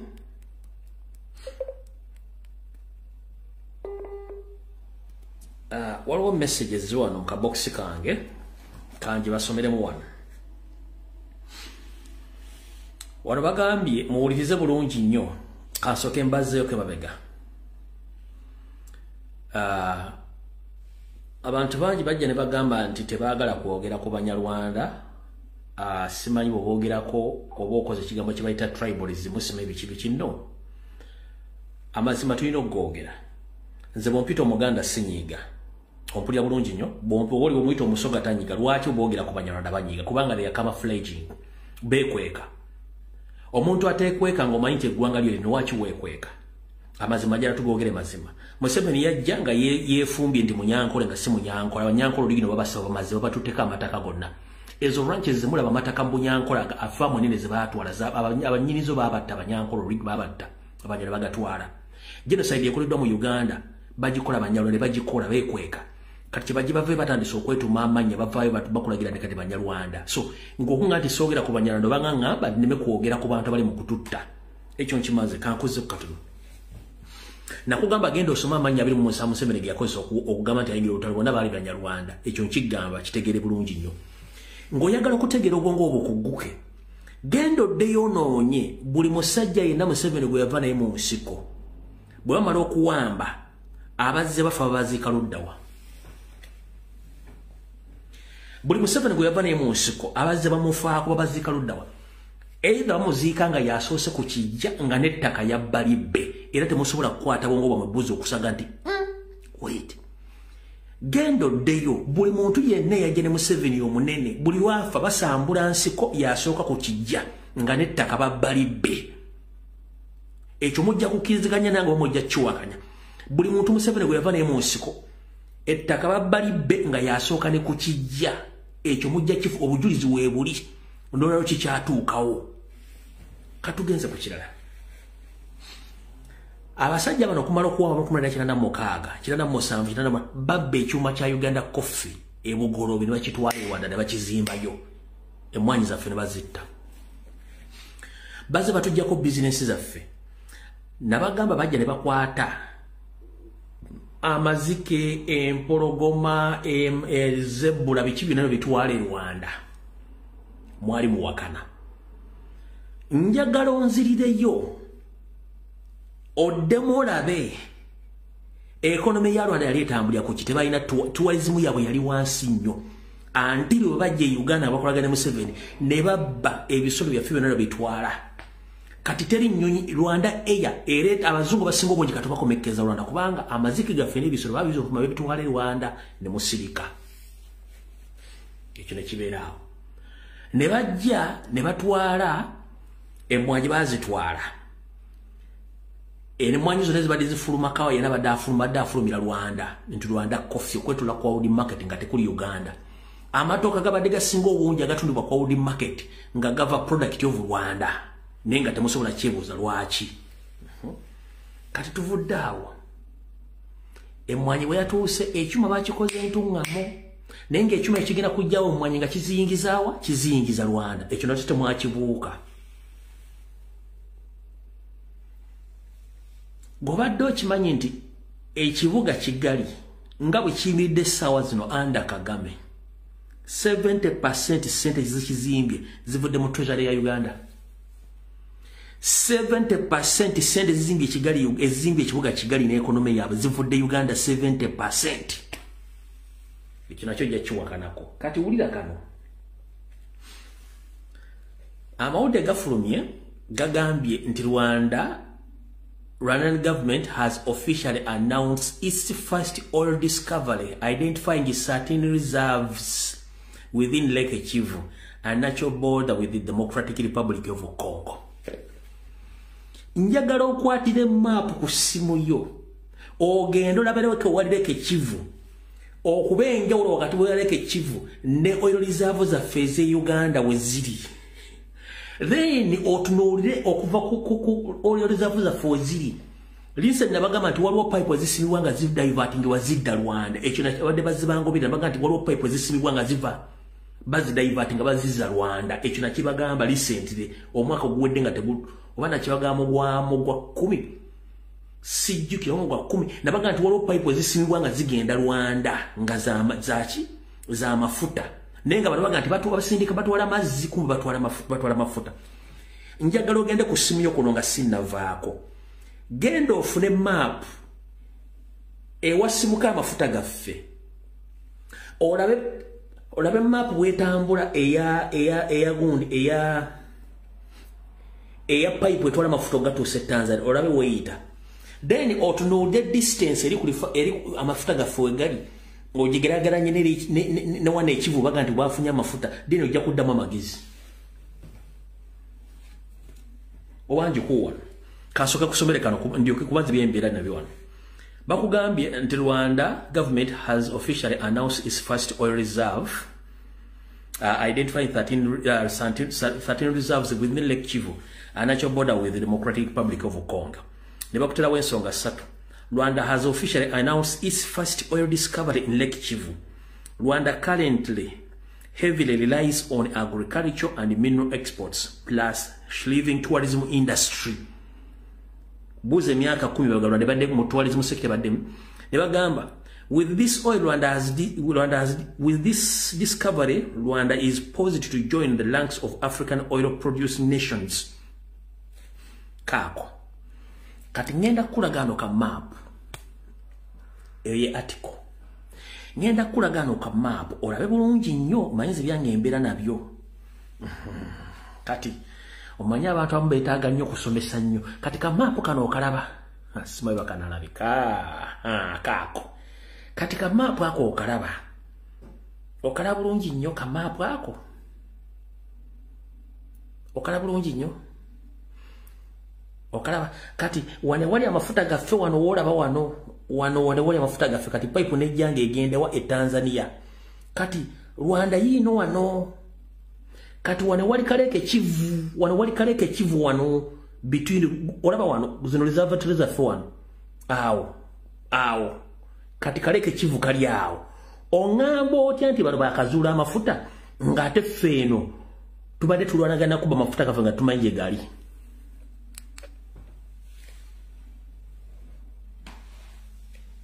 Kwate simu yo. Oteke mu mapu ya Uganda. Ogende wansi wasokire Rwanda obage nti bazudde amafuta. Olabe distance eriwo between wa reserve zaffe nalyo bage kuleke Kivu bafunya amafuta. Ngade pipeline ogirabe weyita ngegende Tanzania. Buli kintu ete mu Uganda bakisindika Rwanda. Nekibalimye okutegeera. Kuno kuliko ba technocrats, kuliko ba engineers, kuliko ba mbega. Kati bebuuza ebintu bino yabitegedde atya.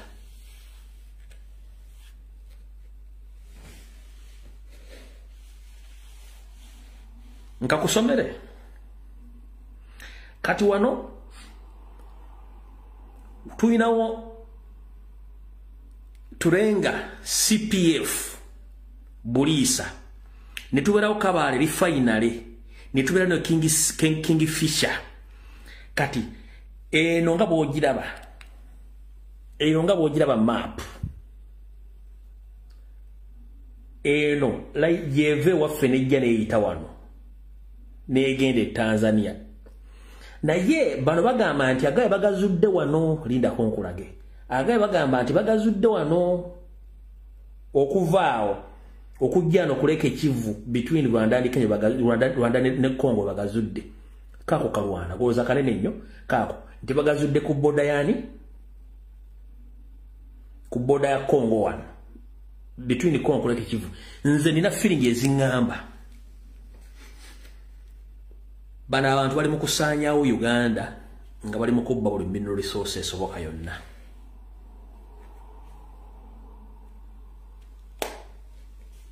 Kati bojja n'oboogera baga gundi oboogeddeko oyogera bubi. Soogera bubi. One, mulina kye mwerabidde kankibasomese mukitegeere bulungi teri agenda kikusomesa. Ekigambo kino mbadde nkibaga bakiyita deception. Deception, omuntu ayinza okujja n'akola ekintu gwe n'akolozesa nti kyakoze kyekituufu naye nga mabega akweseyo ekintu ekirala gwe kyotamanyi gwe nolaba kino kyali kyakoze. Eggwanga Uganda wetwogerera olwaleero bananyini nsi betuyita ba indigenous okusinzira ku research ekolebwa 40% ba business owners batandise zivaamu. 40% of the foreigners batandise occupying a business ez'abana Uganda. Bebaani mulimba Abasomali, Aberitrea, Aba Ethiopia, Aba Sudan n'Abanyarwanda. The tribes gemawanga aga Abanyarwanda, Aberitrea, Aba Ethiopia, Aba Sudan ezo tribes aba mawanga aga gatutte business economy 40% y'abana Uganda bayindiginasi bazaako okulimya edda batutte business bazitutte ekyo nate muna kitegeera muli awo mwebase kati bakozesa ekigambo deception mwe kimutamanyi kyekiriwa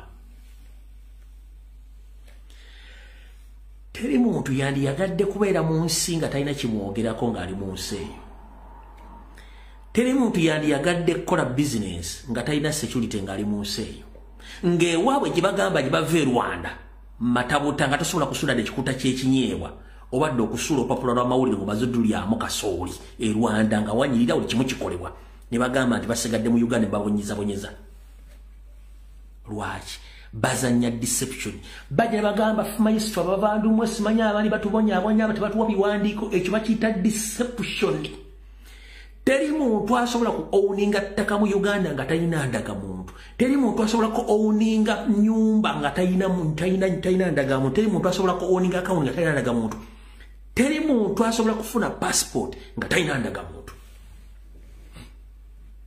kati gwe bakusindikira group y'abakajumba eyabambidde n'abala okujja okulekanya mu platform ti batusosola kuzanyisa ku bwongo kulozesa nti balina ebizibu no batula tonight ne batandika okuwala kiki tugenda okuzzaako kubuzaabuza bannayuganda batuuza meeting nga bakimanyi bulungi nnyo kubanga mutemusobola kutegeera yensonga lwaki babatega ebivulu on daily basis yensonga lwaki babatega ebintu by'obuseegu era ogenda okutuna gurupu ezitambuza obuseegu bwebo kyebaagala bateeka mumere awo nga mulimu deception yensonga lwaki bagashumba omulimu gwabambidde n'abala abanyarwanda batambula batusosola teri abasosola ekyo bakidda deception mumulowooza nti tebababonyabonya nedda bazanya muzannyo oguli kubalaga nti waliwo ekifaananyi kibasiigibwako nti mubawonyezo no kumbe batuula ekiro ne bateesa tugenda tuzanya kutya muzannyo guno bwe batebaguzanya ekyokulabirako mwenna kwanti wali atalaba Titanic mwalaba firimu ya Titanic mwajira bali mukaba amaziga mukyalina laavu eri enkadde yammwe enkadde laavu eri enkadde ne mukaba nanga abantu bafiridde mu nnyanja singa bakulaga bazanya bagizanjira mu swimming pool kati gwe ali ku TV ngulaba Titanic amaziga ne gakuluma n'okwatibwa n'ennaku bannanga abantu bafudde kati abanyande bajja okubazanya ekintu muga babaponyabonya kimabe basosola mu making kyekiri ekibeere wabo mu kiro nga batudde bateesa biki bagenda okukola bannayuganda kati yenjawulo yeeyo guwalulabe ekifaananyi kiririyo bannaye naye bo mu making eri bakulaga making n'otegeerako ebibapulaani ng'ojja kutya kati kyenkugamba ngezezako okulaga ekifaananyi ti tulaba firimu nyingi series nyingi naye bwe bakulaga making engeri gye bazanyamu firimu ezo oyinza noga sigenda kuddamu kola firimu bulijjo mbadde simenti bati bazikola n'onyiiga n'oyagala n'okkuba TV ojase kati bano kye bakuzanya ekintu okulaga nti waliwo Museveni simwe basosola Abanyarwanda no bali be bamu naye wano bakulaga ekintu ebyo byonna bizanyi script mpandiike be balina ne ssente be balina bamanerenda bagamba nti nkuwaakamyu nkuddiza nte yensonga lwaki bamanirenda bona basinga bagwanga eri Banyarwanda akujjako ndagamuntu n'owandika ntunze n'ajjako essimu wayita ebbanga ne bogenda mu kkoto osobola muwangula ekyo mukigezo kitegeera bewe nnyini akakabinja k'Abanyarwanda akawaza ne batusobola be bannannyini manerenda kampani zonna kyabalimu okutegeera bali mu kubazannya jangu okwekule ne muganya okutegeera bannaye babazannya teppo weewuunye kyali kizibu nnyo okusanga omusoga n'omuganda nga bakaaba obwavu the main target bategetinga nnyo busoga ne Buganda ne kati kyayambuse ne mu bagisu gye bali eyo bakikola kubanga the main target kati zebaagala oli Salimu Sale yagenda mu north 60% amaze George Pai nga agitutte wano mu Buganda mukyalimu kali resistance ne temunda kitegeera kati kampuni zo genda ono gy'oli manerenda yenayina yeyo gurupu yaabwe nekimala nnyo yeyo gurupu bonna baga nti Museveni basosola be bannannyini kampuni zonna ezammanerenda ani abo wa ssente Museveni kubanga kibalimye okutegeera.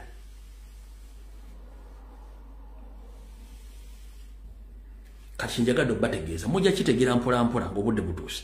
So olitaddawo n'aggamba nti ate simanyi lwaki oyogera ku Banyarwanda. No, tusobola kubanga ebatutta. Tewali wano muntu atta munne Uganda munne bonna bw'otunga abantu abakubye amasasi abakuba amasasi this week abakuba amasasi ku Akasha Mall bonna amanya bagajje nga bakubye amasasi bonna abantu baggwanga lyerimu.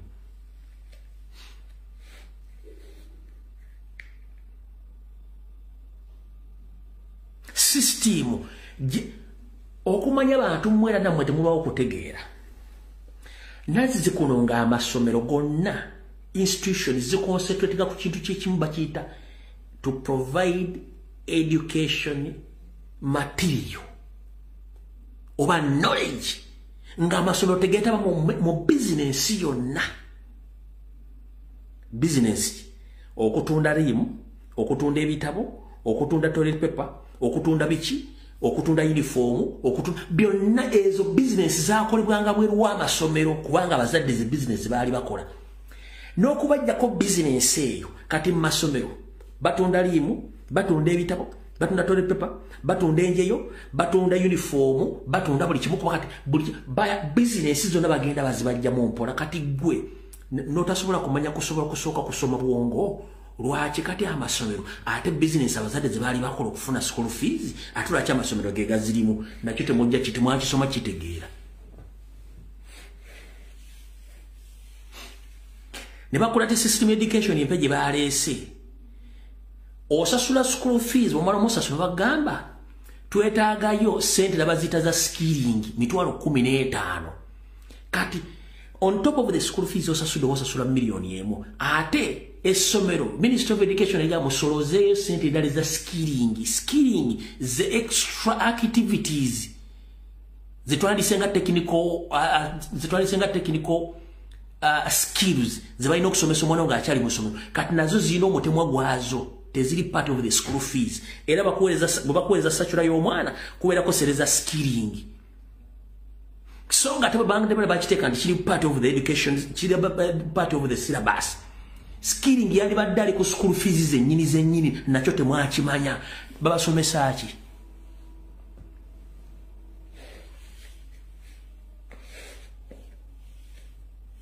Kuba temwagala kumanya.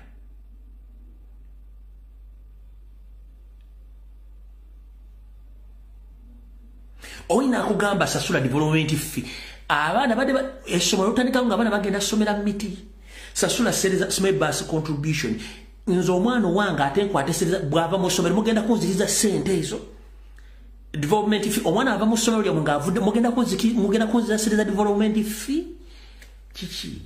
Nemutuuka okutuma omwana gundi floor polish nene mutumirako ku items mwagala. Floor kati mwe sente ezammwe zikola kintu kyekituufu. School fees akola mulimu ky'omutuufu. Development fee simanyi okugula basi y'essomero kasasira ali ogenda okusoma school requirements zokka linda kukatika nsooke kumenyera ekigambo kino bayinza okugaa school fees wa $1.5 million school fees $1 million ne balyoka bakuleetera school requirements zokka nga ziri was almost $1 million number school requirements zokka kati bawala college balyoka bakugamba nti omanyi nti tuina vidi 3 mu taamu vidi 3 ekitono nnyo ku masomero g'ebisulo omwana osobola omusipendingako $40,000 ekitono nnyo ku vidi $40,000 kati okulana kombesi wani kuli wano amasomero gonna gasinga mu nsi yonna galina taamu omwaka Uganda tukyali ku taamu 3 kati omwana agenda kuyamba ddi muzadde we afune school fees ezimuweerera mu taamu eddako era omwana agenda kuwummula ddi wana abazungu bakugamba omwana asoma taamu 2 ezo omwana afuna etime emala ye kennyini okufuna emyezi gy'agenda okukola mu fakiti olebe wantu wona gy'agenda okukola n'asigala ng'afuna skills endala ng'ate asobola n'okuba ng'alina pocket money owuwe bakusomesa taamu ezi 3 ogenda okuvaayo nga windo zaayita kuba tebaagala kukyusa 1 buli lunaku Uganda buli mwaka Uganda efulumya miliyoni ezisukka 5 ez'abaana abasomye kale katuge kale nduka tusaleko buli mwaka Uganda efulumya abaana abasomye okuva ku certificate okutuuka ku degree okutuuka ku masters katugamente kitono nnyo efulumya miliyoni 2 ng'ogasa institution zonna universities zonna vocational schools zonna ng'ozigasse bayinza okuba nga omwaka bafulumya miliyoni 2 ez'Abannayuganda abasomi nga balina certificate diploma balina degrees masters nga bali miliyoni 2 nze nkubuuza wali otuddeko n'obuuza nti abaana abo n'abakyala bafuluma bakola ludda wa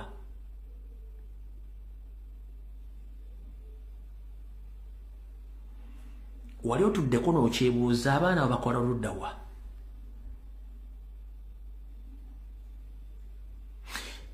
njagala tugende empula tusigaze dakiika ntono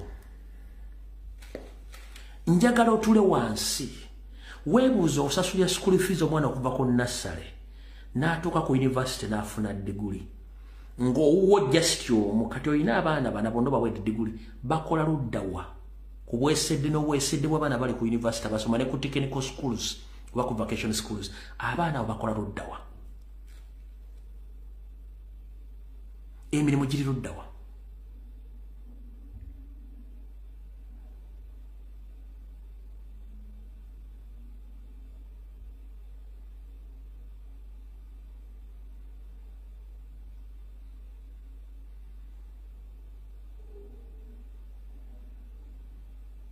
mbuuza tusigaze dakiika 9 abaana abo bakola ludda wa emirimu bagijja ludda wa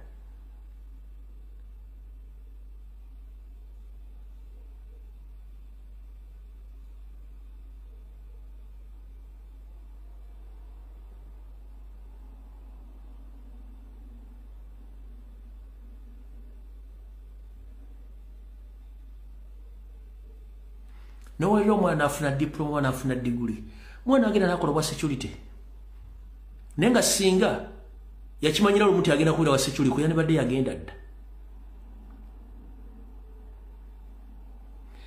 nze government ngekyuse ngenda kusuggestinga Ministry of Education and Sports bagijjewo tudde ku system y'abazungu gye bali basoteka ya vocational training skills centers abazungu balina ekintu kimu nti buli mwana bamanya kyasobola okukola ne bakimuteekamu najja nga akikola yensonga lwaki tolisanga muzungu nga pulamba ate nga akusiga langi nkiddamu tolisanga mwana muzungu nga pulamba ate nga asiga langi tolisanga mwana ng'azimba bulooka ate nga yakomerera amabaati tolisanga oli nga dureva ate ng'omusanga ate simanya aweereza musenyu kugutte kiriikyo buli muntu ayina specialization olwo bayasoma kuwayalinga amasanyalaze strict wa amasanyalaze bwawa ya specializinga mu kusereka specialization eri mu kusereka bwaba asopana ya specializinga mu hotel management specialization ye ndi ali mu housekeeping ali mu kiyungu ali ku reception nga ye ya specialize naye waffe osoma subject ku subject n'okukakkana nga tolina kyofunyeemu kati kyekizibu kye tulina mu Uganda eno mu nsi zino driver abeera professional mu Uganda abasinga obungi bonna bali professional by experience nti avugidde emyaka 3 olumwe ng'otuyita experience driver naye wante bakukwasa driving license nga toli menti kuba kintu ekyo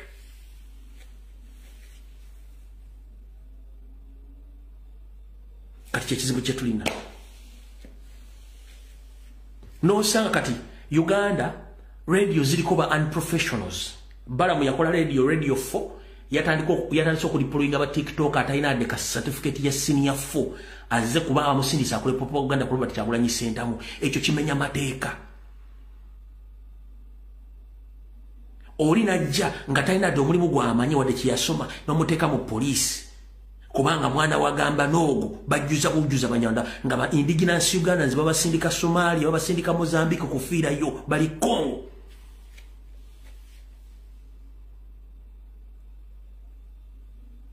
kati kino jala kitegeero olwaleero banyabule bassebo igiriza omwana wo byokola muteeke mu buvumu asobole okweyimirizaawo school fees musasula luzungu temusasula kuyiga nkiddamu abazadde mu Uganda school fees musasulira abaana kumanya lulimi luzungu so si kuyiga na kutandikawo mirimu oba kutandikawo kwekolera musasula luzungu kubanga ye system omuzungu gyeyalekawo omungereza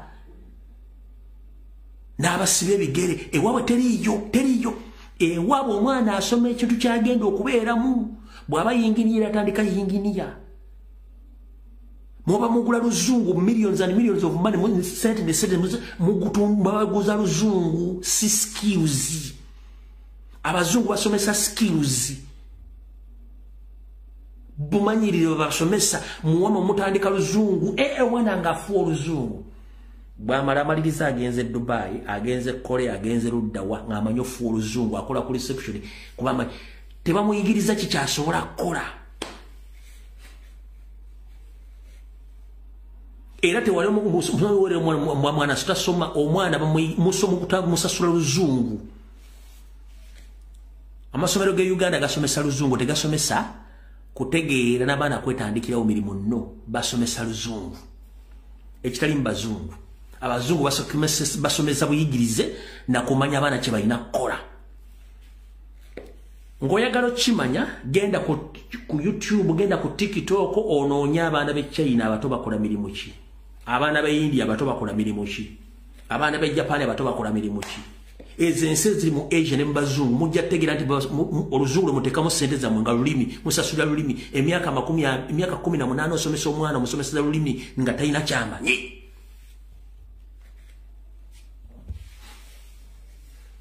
era ng'oyagala okutegeera ofuna obwongo ve Makerere ne diguli yo ogende Bungereza osaba ombajjaga nti mukulu tewasoma olina okuddayo osome Bungereza kolonewo eyakuguza oluzungu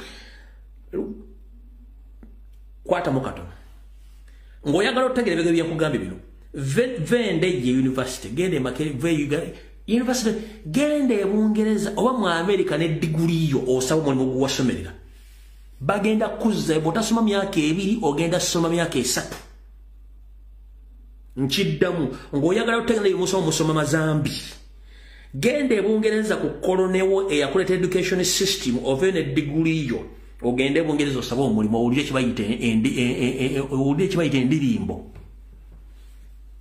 mwebuzabuza nnyo nga bafuka banaaba oluzungu lulimi si kutegeera ng'ogambye ng'oyagala okutegeera va ne diguli ye Kampala gende Bungereza omukolonewo eyakuleta education system omusaba omulimu ne diguli ye Bungereza bw'anaaba akuwadde omulimu agenda kuzzaamu ekitono ennyo emyezi 6 ku myezi 11 gwe mwaka oddemu osome kebeera America kebeere Canada gye boogera oluzungu ojja kutegeera nti temwasoma mubadde mumala biseera emyaka gyonna gye musomedde gende Nairobi ng'oli ovudde Makerere bakola development center ogenda osaba ofune further study bajaga nti zipapula zo teziwula ddayo osome tukwate mugikitegeera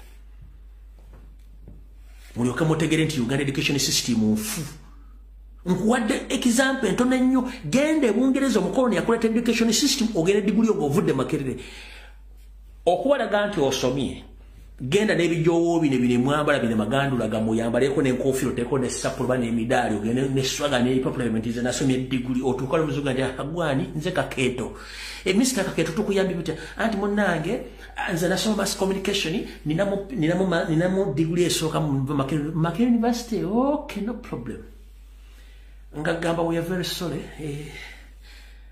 empapula zo teziwera olina okuddayo osome wano ebyomu byemwasoma tebiriyo byemwasoma tebiriyo n'omuga wangi byemwasoma tebiriyo ddayo osoma badde wammwe nze era nasoma ndi dokita bagenda kugamba amahamba byemwasoma tebiriyo ddamu osome otuuke ku bagita na standard ng'oyagala otagira nti ebintu byomwe tebikola bintu bw'oba osaba visa ya America oba eya Bungereza balina okuddamu okusomesa oluzungu ne mu America ebibuuzo by'oluzungu bibatuula ebirala naye gw'ogamba oyogera luzungu nze nsinga okwogera oluzungu mu Uganda mu America waliwo ebibuuzo bisooka okutuula eby'oluzungu bagala okgenda ku professional occupations oba jobs olina oluzungu lulina okusooka okutuula mu America aziwere Canada ne Bungereza naye twasoma oluzungu tumanye lulimi just lulimi wabula okutegeera ne standard bali kubasomera byanjawulo buli okwotegeera nti musomera bwereere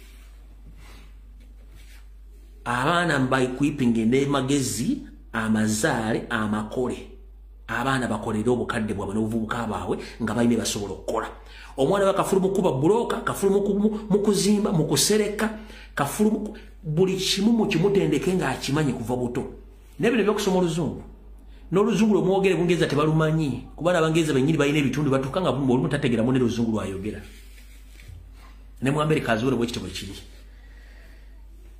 kale ebisiga tunabyogera ku Sande bwe naba nfunye amaanyi mukama bankumira atakumira mirembe